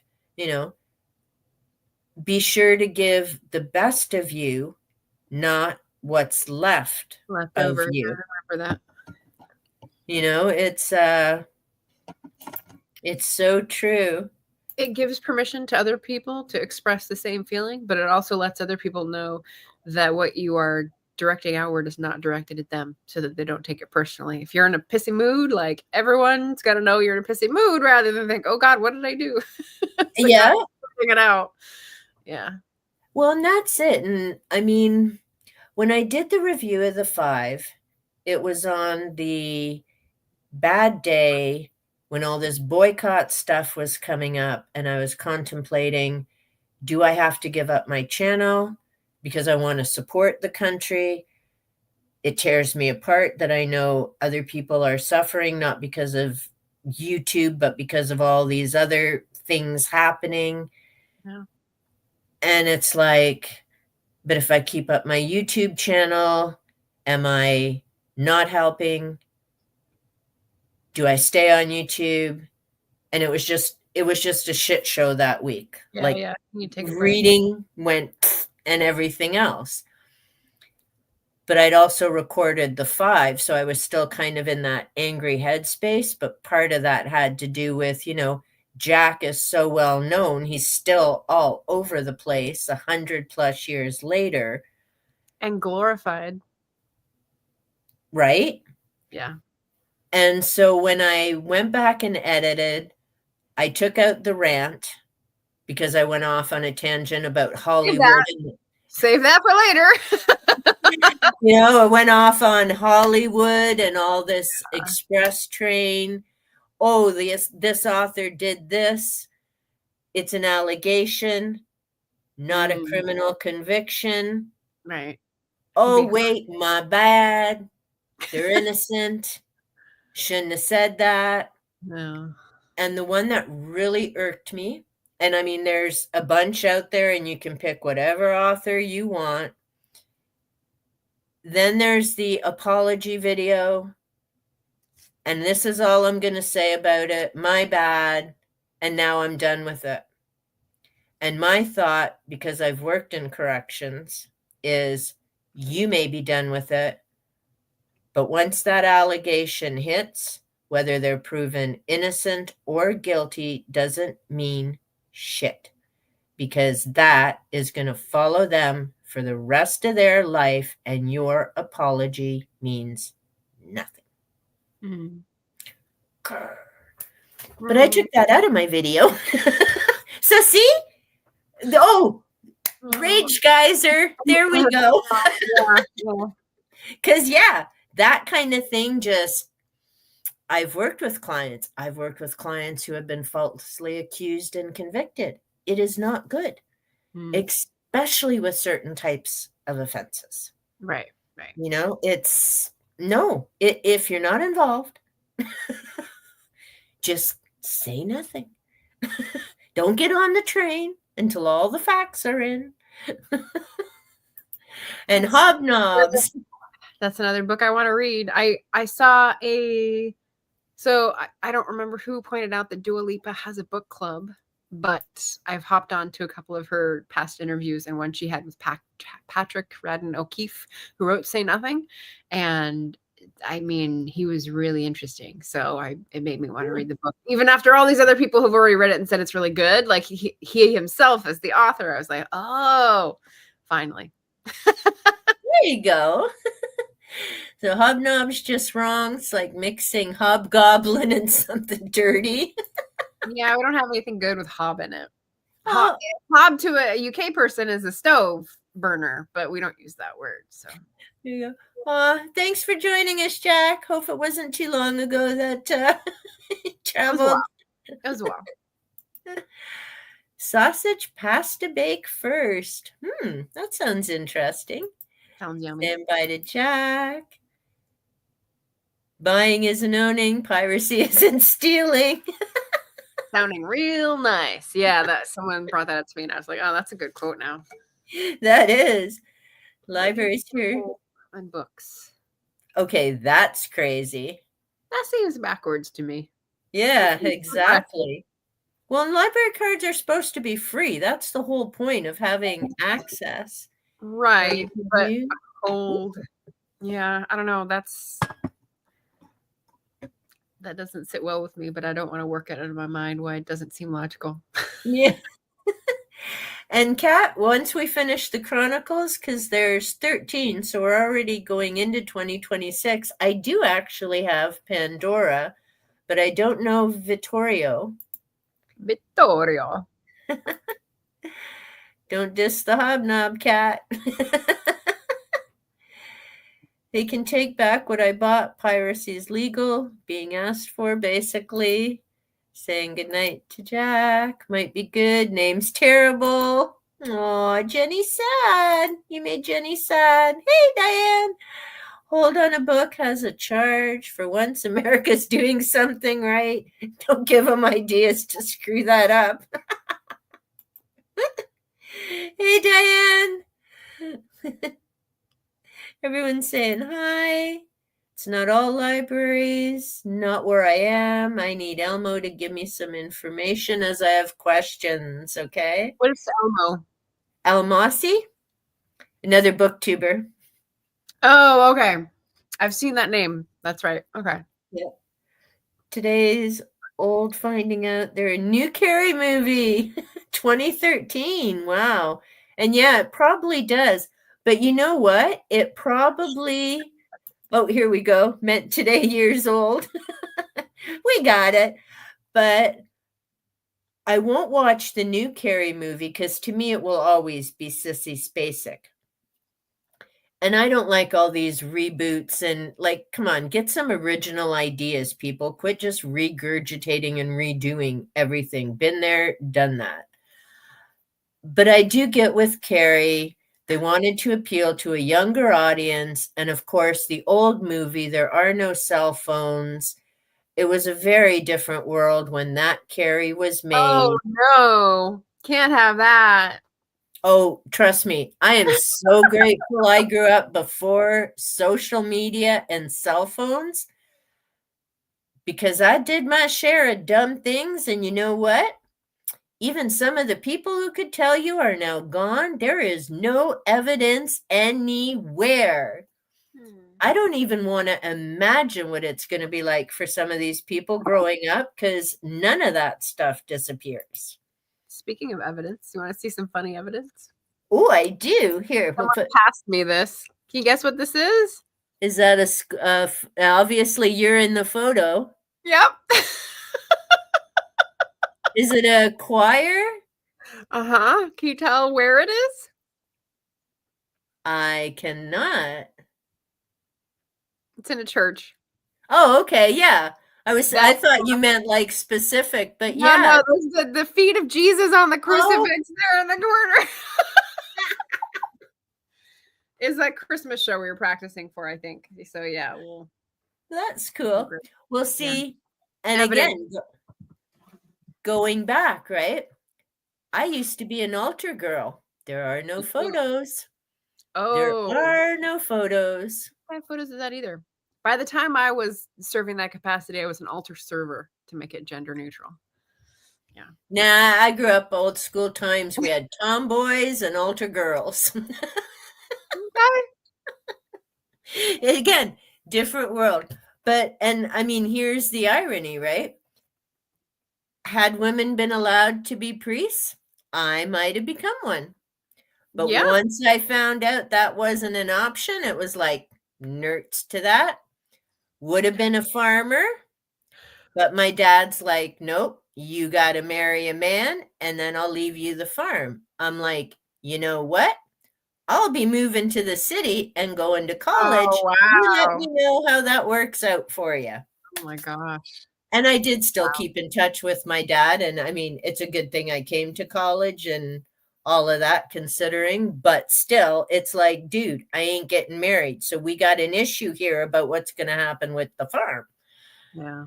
And then I got married later. And one of my profs from college is like, you were the one who was never getting married. I'm like, I got bored. I needed someone to help pay the bills. I thought, what the hell? Give it a whirl. What happened to the farm? My dad sold it and they moved into town when, he wasn't farming anymore. Yeah. Okay. Yep. That's just the way of the world. That's just the way of the world. It's like, yeah, dude, don't be telling me I got to get married because you were with me from the time I showed up. As soon as you tell me this is what you got to do, I'm doing the opposite. Like it just never goes well. Rarely buy murder mysteries because I read it once, remember who the killer is, decent fiction, great lines, action. Okay, so there's, Christopher Moore. I know she loves him.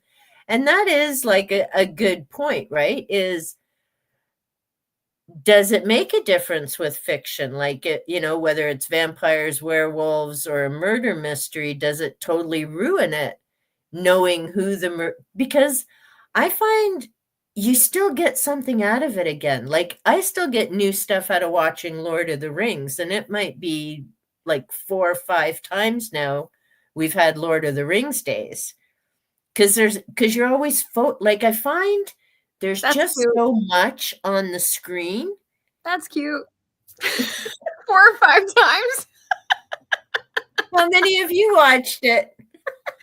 I don't watch them all the way through. I watch like this movie every once in a while, that movie every once in a while. So I don't know how many, but probably like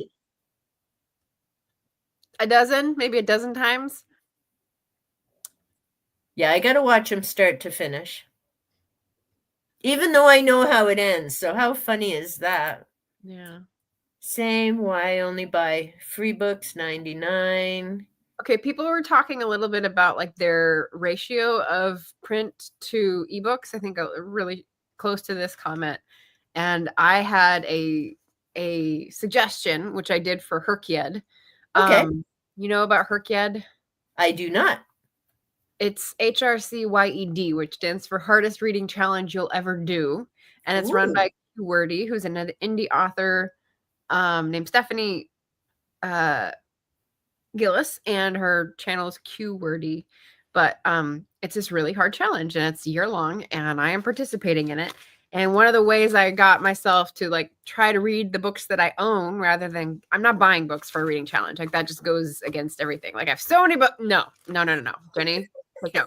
But anyway, so I had the new releases here, but then I also did like in my brainstorming. Where's the page that I did this on? Spell out your name. Where's the one with the ebooks? Where'd it go? Libro Possibilities, Booktuber Rex. There it is. It's on the back. Okay. So I went through Kobo Possibilities. So I have very few ebooks. And then I went through Kindle Possibilities, very few ebooks. So I was looking for ones that would go for like a double dip. Yeah. But I had to write it down on a piece of paper for me to see it. Yeah. If you had that as a priority to read what you own, I would say write it out like a to-do list, and then you'll always have it there on your options, you know, like your what's that called in a spaceship? Control board. Panel. The bridge. Geez, I should know. Star Trek and Star Wars, but I'm having a mind fart at the moment.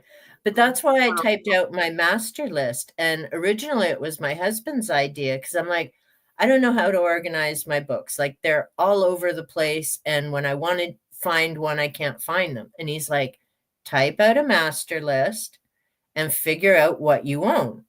At which point I went, you realize I own over 700 books? How do you organize them? Hmm? How do you organize them on the shelves? Subject is the only way I can do it. I mean, I know some people do by ABC and stuff, but I have so many different subjects that I read that subject is the easiest way. Because if I did it by ABCs, then if I wanted my astronomy books, I'd have to remember which authors that relates to. And it would just be a big boondoggle. So I've got like all my ghost books, vampires, and everybody here. And, you know, others elsewhere. But then the problem becomes like my new 25 book haul. Suddenly all my pagan books don't fit on the cubes I had allotted to them. So now I got to restructure. But then I get messed up trying to do something because, okay, say Anne Mora's Green Witchcraft. Okay, there's witchcraft, nature, runes, chakras. So does that just go in the pagan books? Do the chakras and crystals come with it? Some of them relate back. And I'm like, I don't know. So, you know, I just do it the best I can. And I mean, it's not like anyone else is coming in to try and find them. Have you seen the movie WALL-E? I have not, but I've heard of it. It's very good. I have the DVD. There's a part where this little robot who's left alone on Earth to clean up after everyone's left. Yeah. He's picking up his little treasures and he's taking them home in his lunchbox and he's putting them on his little like shelf because he likes collecting things like a magpie. And he has a spork. And he goes, where should I put the spork? And there's a pile of spoon and a pile of forks. And he goes, he puts it right in the middle. So cute. But I have this problem too. There's books that go into two categories, and I'm like, do I put this in with translator? Or do I put it in with literary? Like it's both, but they're in different rooms. So how do you decide? Because I run into that too. I have most of my books are in this room. I have some in the living room, and it took me forever to decide, like months ever, to take some of my fiction books downstairs. Yeah. But so how do you decide? So I rearrange furniture quite a lot. Not the book furniture. Too. Yeah. But you know, maybe a few times a year, like I'll need to move something around and then I'll be like, oh, well, how could I change it up? And so with the books, I like the workstation here typically has the same books. They're all like the Celt books and the research stuff and the inventory. And then the small bookcase here is travel. And so the stuff that was travel and memory books sort of bled into research, because sometimes when I go research and I pick up pamphlets, sometimes it's for memories and sometimes it's for research examples. And I'm like, so where do I put this? And if I end up like switching it twice, I just put it out in the open so that my mind thinks about it so I can make a decision. Hello. Does it? Hi. They can't see your head. I know. Hi, Greetings. Hi. He has just returned. Is Zena still behind me there? No. Oh. Tiki is. Tiki is. She in the chair? No, she's coming to see you. Of course she is. I mean, she'll be coming along the top. But yes, now he makes a guest appearance. Here comes Teekers. She's not a little. Hey, goofball, what are you doing?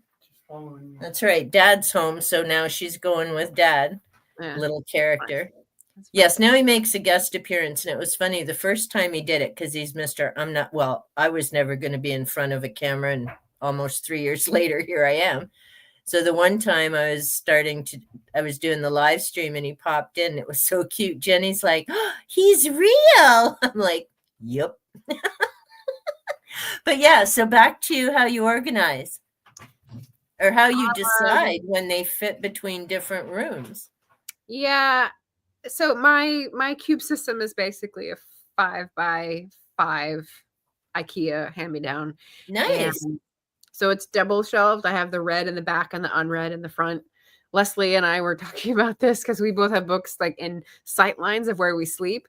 And sometimes that makes her feel like guilted into not reading. But for me, it makes me feel comforted because like my books are here. Well, there you go. But like I divide them up by subject as well. And they often don't fit. So there's overflow on the floor practically always. And sometimes there's overflow to the right. Like I'll go into the next cube if it has room, which sometimes is the case. But yeah, mystery and romance. Usually there's a dominant genre. So I'll choose which one it goes in. I don't know what other ones. Nonfiction. There's too many subjects in nonfiction. So yeah. Exactly. And they do like, I find how much books interrelate. And I use this example with Noah's live stream. And I think you were there when I mentioned it, learning about Abe Lincoln, reading about Skinwalker Ranch in Utah. So the book I was reading was about UFOs, but it was talking, but because it had to do with the history of the land and they're not legends, but the tribes in that area have their versions of what the Skinwalker is and everything else. But of course, to talk about that, you had to talk about what happened to all the Native Americans. They're being moved off their land and stuck here and there. And Lincoln was a big part of that. Yeah. So, I mean, even with that. So, yeah, it's hard. It's especially, and I don't have a name for this. Brian at Bookish, I think, tried to help me, but the name didn't really stick. So I like these books that have basically a central issue or event and then spend the time looking at it from different angles. But that makes it very hard to categorize because other than nonfiction, like it touches lots of different things. So yeah, it's basically, I know my spines. I know my spines, baby. And see, I'm kind of the same is like, with Michael Shermer? Why people believe weird things. I mean, okay, we've got Holocaust deniers, we've got parapsychology, we have so many different things. Where does it go? Yeah. Well, at the moment it goes in the I don't know cube with the other books because read that book? I have. So, and you still see there's the What Are People For by a naturalist, and so I have it in like the nature section, but I haven't read it yet, so I don't know if that's even right, but for now, because it seems to be more of a sociology politics book. But yeah, we'll see. Yeah, I'm the same. And what I finally did, and it's a big schlemazel, but I just took all the Never heard that schlemazel. Well, mazel, no. That sounds fun. I just took all the Da Vinci Code books Mm. and stuck them on a stand separately. So now my Templars and Masons and ancient Egypt and the Bible and Da Vinci and all of those are sitting stacked. Yeah. So if I suddenly want to find one of my ancient Egypt books, I'm like, oh yeah, I put that in the Da Vinci pile. So then I'm going to have to. Right. So I don't know. It's just. Civilizations, maybe. Sorry? Ancient civilizations might be like the overarching or the linking. I used to have them, and I had 4 cubes of all of that right from Atlantis onward. And then I went on the Da Vinci spiral. Oh, and then they didn't fit. Gotcha. All Okay. 3 of those got pulled into Da Vinci. Atlantis and the crystal skulls and Machu Picchu are all in a basket right now. And yeah, it's just wild. I don't know if we're going to ever catch up with the comments, Margaret, and I haven't even come close to the questions. Through a lot of the ones that they're talking about spiders and moths and stuff. Oh, spiders. Okay, well, I'm going to apologize now. Super cool reading the entire Bible, read almost all the Old Testament. Okay, yep, I got to get to Genesis and then on we go, reading front to back, as am I. Christian race, Southern Baptist. Yeah, the study Bible version that I have has certain readings to do per day. And I'm like, no, you know what? I used to do Sundays where go to church. So I figure if I spend an hour on Sunday and I'll read what I can read and then make notes from there. Sometimes nice rated. In a notebook. Yeah, that's right. Does yours have lines? No, mine's blank. Mine either. It's blank. And when I saw it, I originally thought, well, this will be perfect to keep my numerology and other things. Oh, look how pretty. Yeah, I'm doing a pencil and then I started putting other stuff in. Now, this will tie into. My brain needs colors. Me too, see? Yeah. Noah doesn't get it, but here's more tools. Noah. And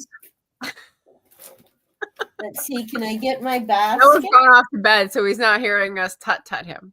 He probably, see? Yeah. This isn't even the basket I showed him yesterday. This is extras. Now, do you have any smelly markers? No, I don't need the smells. Oh, see, I love the smells. Yeah. This is also not my basket of markers that's over by the table. This is just the overflow. Yeah, I have my second drawer here on the cart is the shiny pens, overflow, not even, the stuff I showed Noah the other day. But yeah, I'm the same. I need me the color. Like even when I do notes, I'll do like a sentence in one color and then another. But when you were showing the book okay, so here's some of the questions I was going to ask. I'm going to apologize to everybody right now if I don't get to your comments. But with the keening, when you were starting that, did you know it was going to be a series from the get-go? And then how did you decide to research and flow from there? This is a good question. I'll preface this by saying that my memory operates kind of one way and that there's this like fog behind me that trails and eventually gets closer and closer. Yep. I can't remember things. Yeah. And it was 10 years ago, to be fair. Well, published 10 years ago. How long did it take you to write it? So let's see, 2000. 2013 was the first book. 2014 was the second book. So 2012 must have been the trip. And 2013 was the trip to Scotland. So at most 2 years. That's still, I mean, a big commitment. Did I know it was going to be a trilogy when I started? I know at one point I knew, and then I wondered if I would make it longer, and then I decided not to make it longer. But I definitely didn't have it mapped out. Like the one I'm working on now, Orla, I mapped out like who the characters were going to be and how they were going to be related to each other, each of the main characters. But I didn't map out like their central problem and resolution. It was just going to be, these are the times, these are their relations, roll the dice. There we go. Yeah, my style has been to give a very bare bones framework and then do a lot of work herring and scaring around in history books to try to find interesting events that could catalyze something that would be of interest to those characters. So that's okay. Now, and I may be remembering wrong, does Orla tie back to the families in the Remnants? Not yet. Okay. They may bump into each other, but like, no, there's no explicit acknowledgement that they're in the same place. Yeah. Okay. Yeah. Because it's been a little while since I've watched your live with Leslie, and I couldn't remember if there was the overlap between those two families or time period. I'm going to try to put something in the next book for Easter eggs for people who have read, because that's just too much fun to tempt me. Now, how many books, because you've been at this for a while, how many published books do you have now, Margaret? I have 7 books out. So the mystery, nice. Historical mystery, historical YA, 3 historical fiction, that's 5. Then I have the short stories, which are fantastical and historical, 6. And then Orla is 7. So yeah, starting a new trilogy. That's exciting. Now, were you using your Big Red Journal to do some of that mapping out? Like, what's your process when you have an idea? I like to use fresh paper. So I think the idea for this was started like on the second to last page of a journal when I was like, what if there was this? And then the next generation was this. And so there's very little space to go on. So I have to keep referencing that. So that very slim paper journal is inside another big graph paper pad with like really smooth French paper. So that's like the treat to get me to go back to it. The plotting is on large format with lots of sticky notes in different colors. And I think what I started to use this for was the business end and like the publishing end. So like my schedule for publishing, it was where I was going to be, where I was going to make cutoffs for send the draft, get it back from the editor, title, cover decisions, all that kind of stuff going through my little line of progress here. Nice. Yeah, it was more, and names. Like I have a whole brainstorming thing of names. It's in pencil, so can't really see it. Yeah.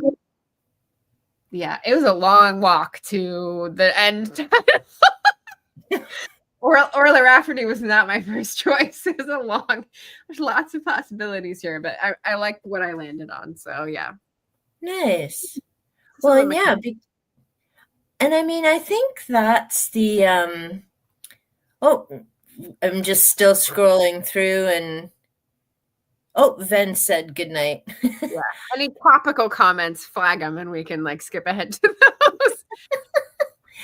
But I mean, and this is the part, because I have said before, authors are my heroes.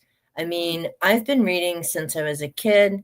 There were a number of things that were going on in my home, and books were my escape. They were my bit of sanity and just somewhere to go for a while. And I've always been an avid reader, even once, after I finished college and got to work full time and university, all the rest of it, books have always been huge important to me, whether they're fiction or nonfiction. And I guess I get really agitated. One, because there's a difference between a person's behavior and their art. And I get that in this world of cancel culture and someone did something bad, suddenly it's a big hoo-ha. But then there's all this work that's there, and that work had value. And even if people have screwed up, there are things like counseling and getting help and all of that. You know, it really depends on the individual whether they're going to make amends and try and become a better person. It's not going to erase, and it doesn't excuse the horrific things they've done. Right. But to me, authors are huge important. And I mean the people version. And we're not going to have a long AI. Already been there, done that with Dave and others. But I mean, this world would be so lost without authors. And there are so many amazing authors out there. And I just wish more of them and the good ones were getting all the hype and the clicks and the views versus the other stuff that happens. You know what I mean? Like, it's just, and people don't appreciate or realize just how much it takes to write a book. Right? Like, you don't just. They've tried. Yeah. Some people try. Yeah. But you know what I mean? Like, it isn't, you knock it off in a month. Right. Right. There's the planning out, there's the character names, there's the figuring how that whole story is going to flow. There's research depending on, you know, whether you're doing fiction or nonfiction. There's still some research involved, especially if you're putting it into a certain time period or using different dialects or languages. I mean, there's just so much that goes into writing a book that, to me, authors are so underappreciated. I agree. I mean, right? Because, you know, like you said, The Keening took you 2 years and a lot of stuff in there. I know Chaz, Talendor's guest, and he's written other books as well. I'm not sure if it was Talendor. I'd watched one of his videos. It was a few months ago, and he was talking about the book's finally out, and he's happy. It took him 8 years. That's a lot of time, right? And people just look at books and think, oh, they just knocked this off, you know, whatever. And I'm like, no. Like, there's a whole lot more that goes into it. But then there's the other question, because you've been doing this for a while. Are you noticing in the last few years that there's a change in getting your work published and how that whole process goes? As in, is it any easier for you now? Has the publishing world changed with all this ebook and everything else stuff? I don't know that I'm that well situated to comment on the whole industry because No, just your experience. Like I said to Louise at the beginning, the one decision that will determine the type of pain that you will experience publishing is whether you want to go traditional publishing or indie publishing. Because if you go traditional publishing, potential is to go much further and much farther, but the odds are stacked against you. You have to wait for someone else's approval. You have to get on board with them. You have to wait for another person's approval. You have to get on board with them. And then you have to float yourself during that entire time because you're not taking in money. So there's that. And if you go the indie author route, the potential can also be far and whatever the other F word that I used was. But you're doing all that work yourself, and you're paying for it yourself, and you're trying to be as professional as you can without being a professional in those fields. So it's a different kind of pain. You just choose your poison, and you do it because you love to do that writing work, which is researching characters and investing characters with the spirit of the times, and putting together a story that will make people compelled to read about other people's experiences. So, yeah, I can't say I'm in it for money because I've never seen it make money. And what I'm in it for is for people to discover things about their own lives through reading about characters or things about history, and change the way they think about people today based on how history has treated people in the past. So, yeah. Yeah, and say, whoa, I've almost scrolled down to the bottom. Sorry if I've met. There's Jenny, spam. And thank you, Margaret, for keeping up and comments. I did see Jenny said hi to the hubby and Noah. Yeah. And now they're just throwing words in for the heck of it. Green eggs and ham. I would say, yeah, looky there, last one. But I mean, that's the other part too, is like you say, sometimes it's having to put in your own money. Now, what is the difference? Because again, I'm not an author. It's not something, but I keep hearing about indie authors. How is that different than the other publishing businesses? Traditional publishing in America, anyway, is either a small press or a big five. You've heard of the big five publishers? Yeah. So they're monster agglomerations of other publishing companies that have been gobbled up for the past century or more. And the small presses are sometimes older, sometimes been around a long time, sometimes newer, academic affiliations, etc. But they're definitely small and independent. So they have a reach. You have to get into those ivory towers by throwing your grappling hook over a tower, not knowing who you're going to hit. So you have to look for an agent, because they don't accept anyone. Mostly don't accept people without an agent, so that you prove yourself to someone who has credentials. And then you have to find a publishing deal with one of those presses or publishing houses, which is you're accepted by an editor at one of those places. And so that's the two auditions that I was talking about. And that can take years. That can take years just to get in before you do the editing and any progress on the book. Right. And so you have to be very prepared to have your dream delayed. And for someone who is like, I don't like this career, I'm going to change careers and do my own thing, waiting for someone else's approval wasn't what I was prepared to do at that point. So that's why I'm going to do my own thing and learn how to do this as best I can. And in terms of the publishing industry changing, that would be a completely different interview. I will say that I basically do the same steps because I don't want to learn new tricks. At this point, at the first maybe 5 or 6 years, I tried to add a new layer and try new things. And like, I feel like I'm on the back of a hill. I'm kind of like, I don't want to do any of this new crap. Like, this is not going to, one, it's not going to prove. And two, like, I can't be bothered because it's another platform. It's another thing to learn. Yeah. And so, yeah, this is why I'm here. And I'm trying to use my one thing that actually got up past the, my grappling hook got up past the crenellated walls of the castle on YouTube. So that's where I feel like I want to invest and make my own little garden in someone else's backyard, which is YouTube.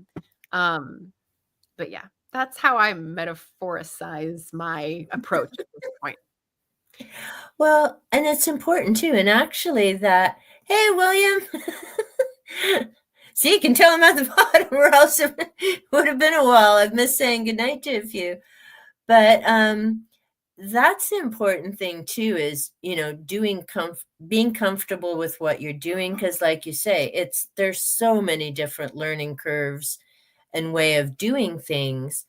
But the other, let's see, will I get this out before I that's one of the questions I was going to ask. Did you, and you partially answered it about switching. Did you always want to be a writer? Like when you were in school, was your plan, I want to write books?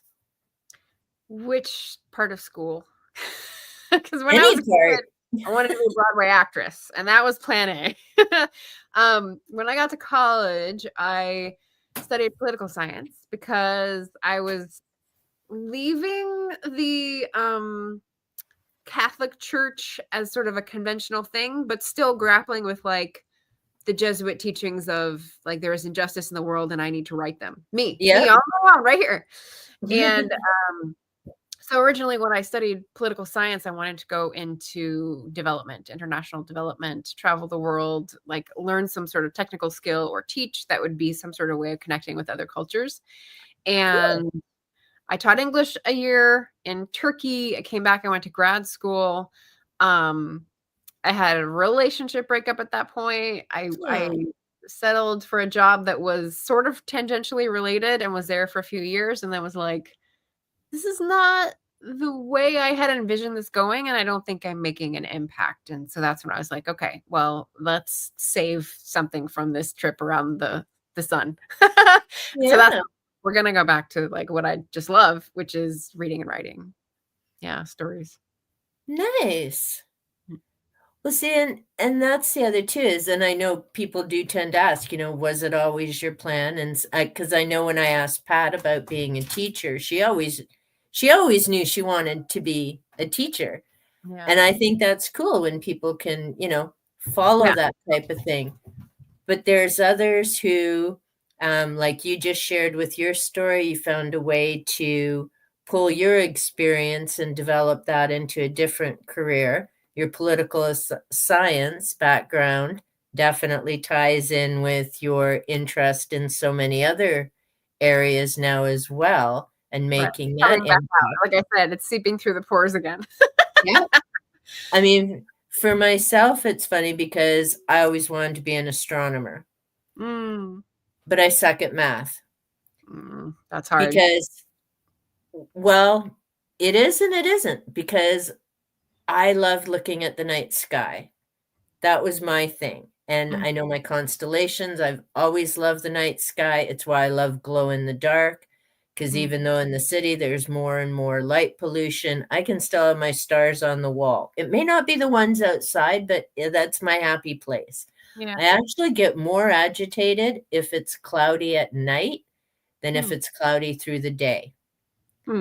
I enjoy the sun. I need to see the sun, but I better damn well be able to see a star or two at night. Yeah. Interesting. And astronomy, sadly, is math and formulas. Well, I don't want to just sit at math and formulas. I want to be behind the telescope and I want to see what's out there. Yeah. So I became a social worker because there was no math. Well, until I took my degree. Well, social service worker. Then I took my degree in university, which is psychology with law and justice. And I had to pass stats with 60%. I'm like, no. I had to take that sucker. I think I took it 2 or 3 times. I'm like, this is costing me a ton for a degree. But I got it. And it did make me feel good because I worked full time and took my degree by correspondence because I figured build up the work experience and education. So I felt good when I was struggling with stats for not the first time. And I was in a school and I had teachers helping me. And one of them had to call her friend at university. How the hell did you do this? Yeah. I may just be an EA, but I still smart. Yeah. So, I mean, it's funny how that life, but I think it always puts you where you're supposed to be when you need to be there to get the most benefit or life lessons from it. But that's just me. And it's hard when you're in the middle of a whole poop storm going, why? Yeah, what's this about? What am I learning from this? Yeah, exactly. Why does it happen at people's expense? Yeah. That's when I would say, could someone write this in a book for me and I'll just read this damn experience? I don't want to live it. But it is how you learn the most. I'm just looking because here's another question I have for you is, And I did go through these with Ven, so we're not asking you the same things through Oh, the two. okay. I'm like, I okay, didn't here's think what. of that. Yeah. Yeah, I was like, here's what I'm hoping to ask her. So tell me if I need to take some out. Do you write daily? Different authors have different answers. Curious minds want to know. Fiction? No.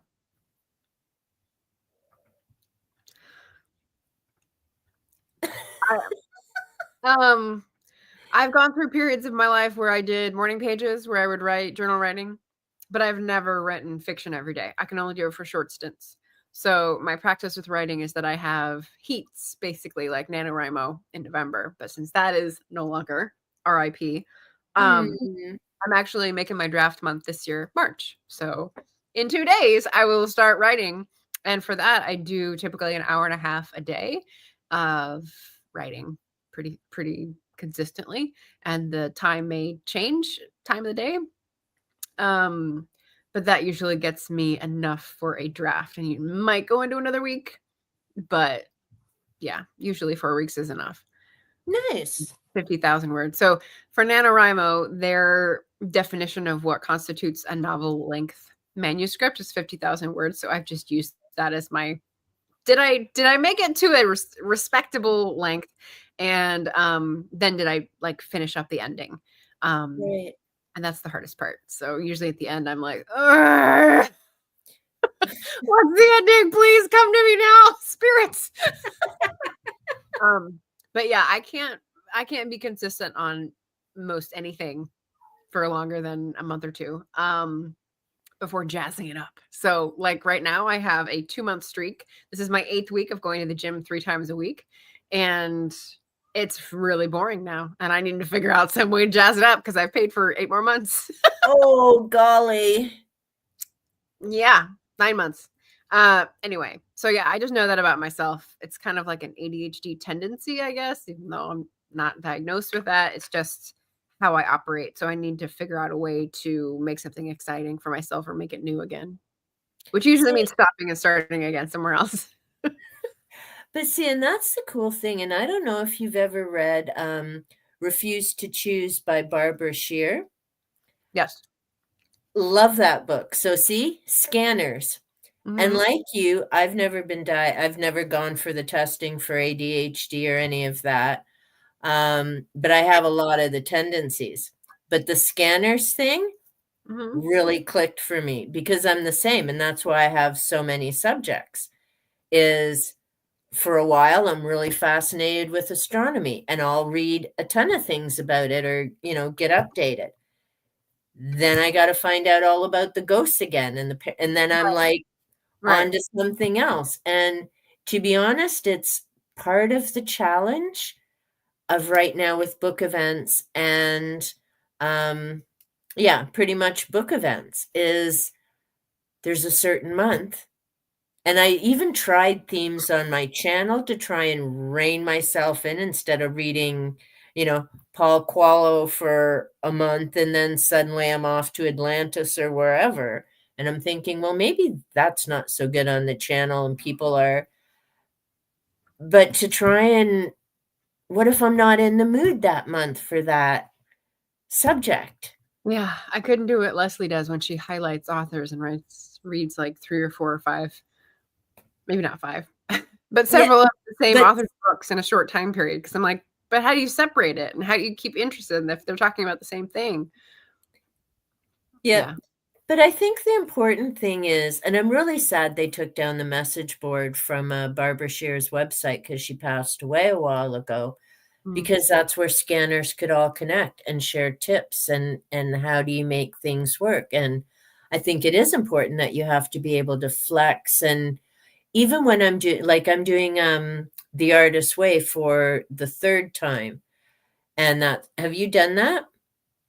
No. I By think I've Julie read it once. And see, I was wondering because you mentioned morning pages. Right. And the first time, and that's that stream of consciousness, 3, for her, it's described as 3 pages, stream of consciousness, write whatever, doesn't have to make sense. Yeah. Just write first thing. The first time I did the artist way, I did it. The second time I did the artist way, I did it partway through. But I journal anyway, and that's my dumping ground. And I journal at night. So if there's anything come up in the day or I'm agitated or whatever, that just all gets poofed into the journal and gets it out of the head. And so to me, morning pages didn't make sense. It's like, why am I spending all this time when I got other things to do? Right.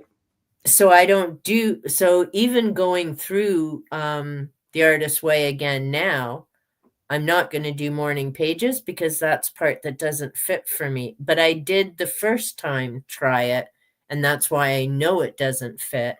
But there's a bunch of different activities and exercises that I always get something different from. And this is in a different way.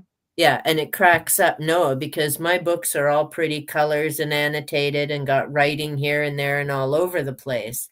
But my journal books are immaculate. So,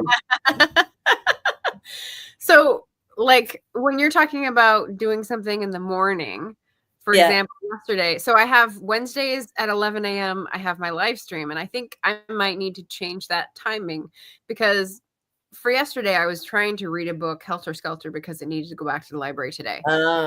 I didn't go to the gym in the morning, which means I had to go in the afternoon. And I got there, and what my routine is like 20, 25 minutes doing strength exercises. And then I reward myself by going to the studio and getting to dance. Nice. And this time I was like it just felt like I can't be joyful in this environment. It's the afternoon. I sort of had lunch. Like it's not the same as coming here in the morning. So like there are different activities suited to different people at different times. I don't know if it's circadian rhythms. It's probably a little too removed for that, but it's definitely trying to be in touch with your body and what it wants from the time period, you know? Yep. And that's it. Well, and see, even with the journaling, and sometimes I'll do it in the morning if it's just, there's been no big thing going on and I just need to catch up. If it's been a bit of a challenging day, then I need to get it out sooner before I do my blessings activity to just keep the brain clear. Now, I also, and it's funny, I haven't been making much use of it. I have my Keyboard Warrior journal. What is that? And this is just specifically for venting and ranting. Oh, wow. And the thought was, because I started writing in the back, and the thought was, because it's a duotang, just write it and take it out and shred it. Duo what? Oh, duotang. So that sounds like a fruit drink. It just has, so the page, you just put the pages in and they can come out. Oh, it's okay. It's got brads in it. I didn't think an okay. Gotcha. Yep. Nice. And so I would the plan was take them out and then just shred it. And then that gets rid of that negativity. Because I found shredding things, sometimes it's fun watching people's names go through the blades. But, just ripping it up works too. Some of us prefer the burn method. I actually have different murdering tools, which are like the wax seals. So yeah. But yeah, and then I realized when I took that Keyboard Warrior journal out the one time, I hadn't eliminated the page. And then I was reading it. And then I'm like, oh yeah, well, that really didn't matter. Oh yeah, that doesn't even bug me anymore. Oh yeah, I was right on that one. Yeah. So it was actually good to keep it as a reflection. So I'm like, okay, maybe I better not rip them up. But I do, because I've been journaling since I was a teenager. So when I got married, all the old journals went.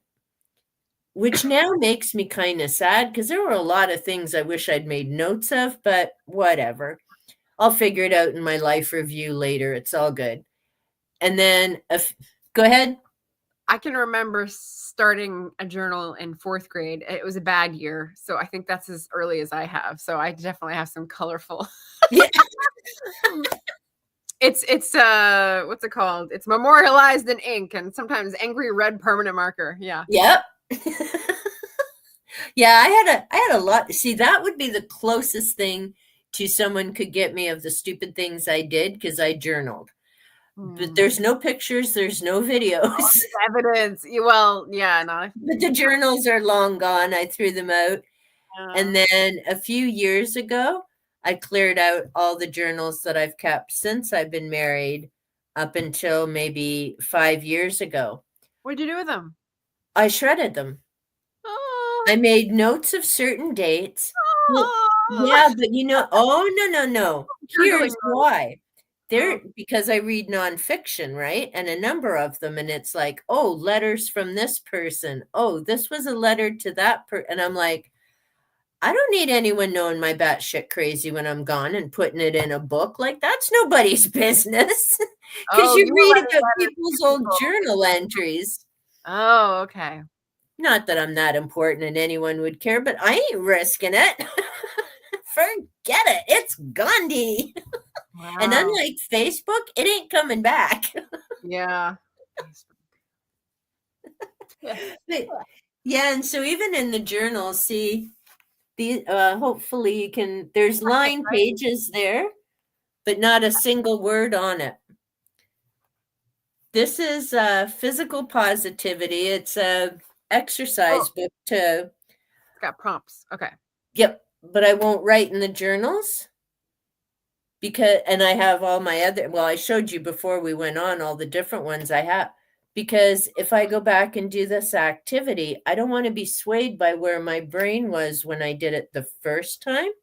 That's true. You could always tape a piece of paper in there, like I did some of those. No, I'll start a separate notebook to make answers for things like that.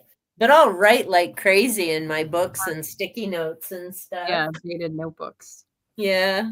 I'm not a pyro, Jenny. I had one run-in and it was enough to steer me straight. Now that would be for a party. And I had a pot and we all put like wish things to burn. And it didn't burn like I thought it would. And there was a whole, like a burn mark in the carpet. And someone figured out we would just cut it and you can't tell it's even there anymore. So no more burning for me. That's a nice thing about having a fire pot, but you have to be careful there's no wind and just use it in the summertime. Oh, not in the summer, not here, not anywhere. Oh, no, here. William, don't journal, but obsessed with lists, to-do lists, homework, work, writing.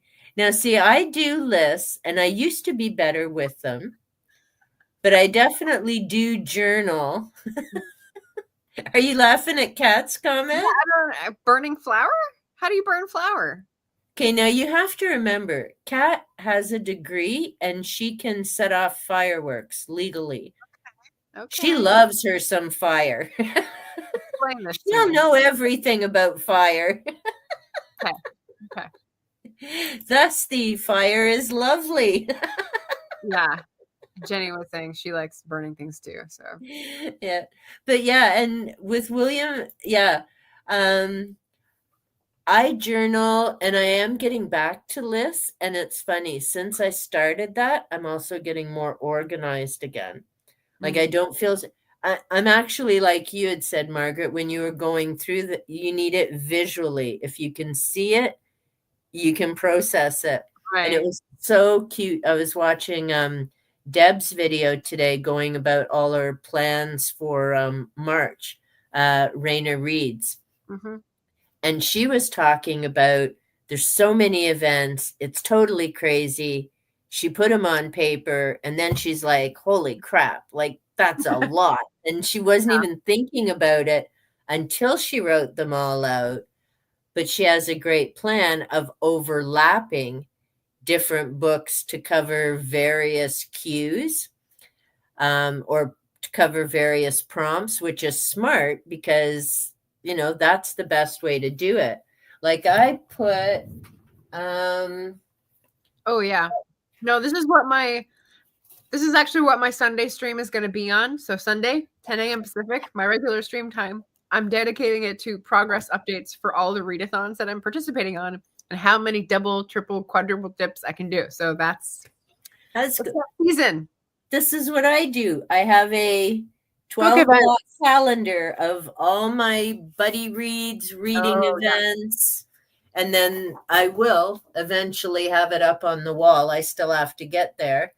But yeah, then I can look at a glance. Oh, what's coming up this month? And then I try and get my books pulled aside. So eventually I'll have them in baskets. But then once in a while I find out when I do that and I'm trying to organize the shelves, it's like, whoops, now I got 10 books to put back and they don't fit. Yeah. Little shelf elves, obviously, making havoc with our bookshelves. I want to the master elf or the mistress elf, whichever. Oh, what's it? Toss into flames carefully so as to not snuff it. Ooh, it sparkles. This doesn't clarify things. Don't use non-fairy creamer.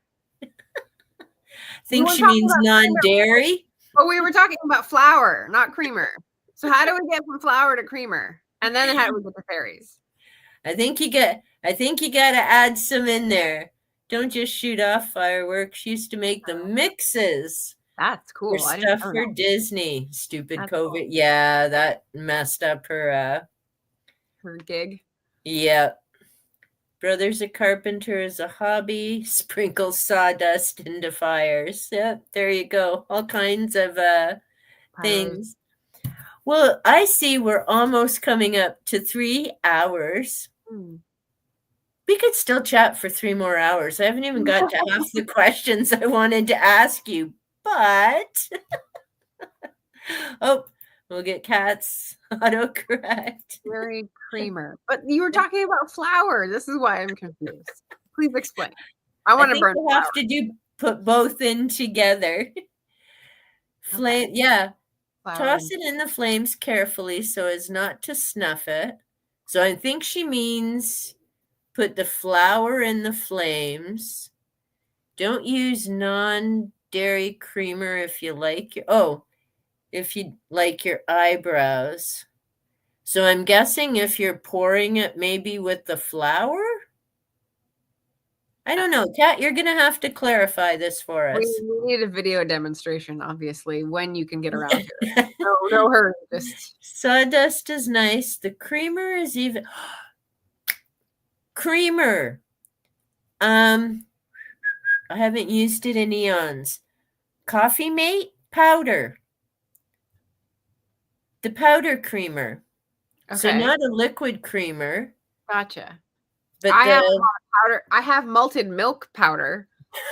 Will that make it sparkle? Now you're giving me ideas. See, I'm going to be over the sink and I am going to lose my eyebrow. Sprinkle the flour. But if you want to have more fun, folks like to use, so either or. Oh, it was a Mythbusters thing that went viral. Oh, then there's probably a YouTube video, Margaret. You're the queen of Google and finding things. There's probably there's probably a Mythbusters video somewhere there. Somehow I imagine when it emit a caramel odor. Oh, yeah, that'd be interesting because carnation, I don't know if the powders come in different flavors, though. I remember the tins years ago. They used to have those international coffees. Mm-hmm. And I can't even remember the company that made them. But yeah, they were in a powder form as well. And you just mixed it into hot water. They were a big thing before flavored coffee was everywhere and flavored cream. See, that's the advantage of being 60 plus. You remember all these wild things. Everyone else is looking at you like, what? My mom lives by her International Delight creamer, right? And so I think it was an international, but company. That's all liquid. I have never seen her use it in a powder form. So they used to come in it. Yeah, I can't remember the colored tin, but they were small little tins. And yeah, it was French vanilla and mocha something. Irish And cream. Oh yeah, the good stuff. yeah, but they were like the flavored coffee Yeah. back then. And now, yeah, they're in creamers. Someone reminded me that Hershey's syrup used to come in tins rather than squeezy bottles. And to open the tin, you have to punch a hole and then punch another one so that the air goes in and the syrup can come Yep. out. Oh my God, I did not remember that until right now. It was so awesome. It was one of those locked away closet memories. And I was like, wow. Yeah, because I remember that with carnation milk. Well, because before flip tops and everything. And yeah, you had to make sure you had 2 holes so that it would actually pour out. Yeah. Used an air cannon to keep their distance makes a very large fireball. Flowers much tamer and glittery if you just dust it in. Well, there we go. Our little techno pyro. People have obviously got flour to burn somewhere over in this country. Yeah, I have to be careful. Okay, don't try this at home, any viewers. No, Don't liable for stupidity. There's that. Well, Margaret, this has been so delightful. Thank you so much. Asking such great questions and coordinating with Ven about which questions to ask. That didn't even occur to me. So well done. Well, because I realized after that our interviews were going to be a few weeks apart. And then I'm like, well, we don't want to ask her. I mean, we're talking about different books, but still, you always want to ask an author when you have them on different questions. And I'm like, okay, well, we can't ask her the same thing for Pete's sakes. And well, I can just give him my questions now because I didn't get to half of them and I didn't get to half the comments. Yeah. But this was such a treat and such a joy. Thank you so much. We'll have to have you back sometime. Thank you. I don't write dragon books, but I'm very flattered that you liked the keening and got into the historical context and picked up what I was trying to get out there in the world. I appreciate it. Oh, no problem. I'm looking forward to continuing with the series. I want to read the mystery one. I can see the cover now. The one that Ven read. Yeah, Memories Hostage. I want to finish that. Little book tease only gave us the first few chapters. There's no audiobook edition unless Ven wants to read the whole book. And there's no paper edition available to buy unless you find it on the black market. So, yeah. No. Talk to me about what you want to do about that. Well, Ven better be reading that because I need to know how that story goes now. Maybe we'll go in and split the royalties. It's like, and see, this is what worries me too, because I know there's some other fabulous books out there, but I don't do or audio books.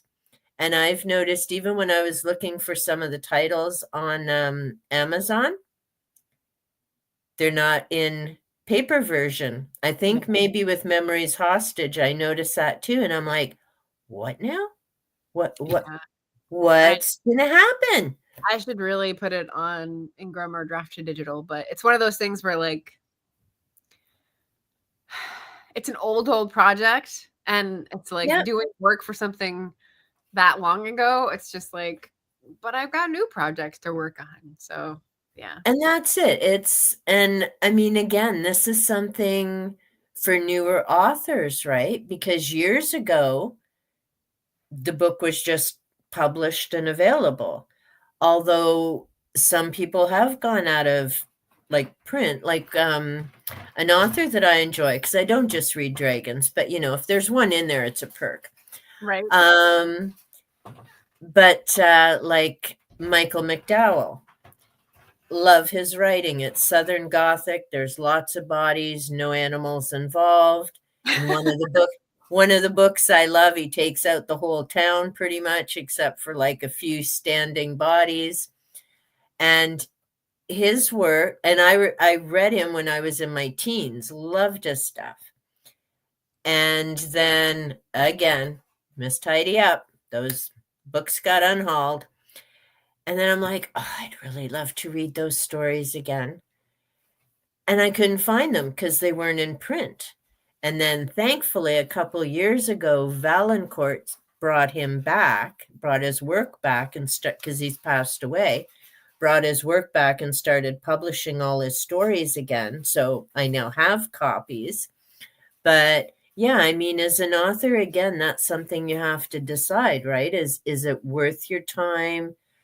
Do you think an older book is going to suddenly gain new life and new momentum? And then there's that whole process, right, of ebook, audio, or print, especially when you're in the midst of moving on with a new book, right? Yeah. So authors did not have this option before 2012. Out of print used to mean that the print run that the publishing company originally agreed to do was finished. It was all sold, and there wasn't enough demand, they determined, for another print run. So if they do like 10,000, that's all sold, and like they're not going to do another print run. Right. So what is happening now is that a lot of books are print on demand, which means instead of doing a run all at once and getting the same exact product, you print it, and it is the exact way that you determine from whenever you've made the latest update. Right. So you can, as an author, as an indie author, choose to discontinue editions and do new ones, or discontinue formats on different platforms. Because I was on Amazon first, and then I went to Ingram, and now I'm on Draft to Digital. So there's a little bit of like duplication and a little bit of unavailability because of like, I can't do all of the things over again when I migrate. Right. So yeah, it's just those choices of like, I should do it if I had time and, you know, someone was paying me to do it, I would, but like, it's just a risk and a gamble. And I don't want to do unfun things when the gamble is like, oh, I will lose $13 of my time doing this. Yeah. That's a good motivator. Well, and that's it, right? Like, you have to decide what's the best bang for your buck, really, whether it's financial or time, because, and that's why I always put at the end of my videos, thank you for the gift of your time, because it's one thing you're never getting back. I mean, when I watched the end of the Marvel MCU and Thanos, I'm like, well, there's 3 hours I've just lost. Damn it. Could have watched something else. Could have read a book. Which one? The very last one. There's no last one. With Thanos and everybody comes back to life. That was such a good scene. When I hear that music still, it makes me shiver. It gives me that thrill of like, oh, the good guys won. Like, it gives me that Pavlovian. They killed Loki. Come on. He was finally turning around.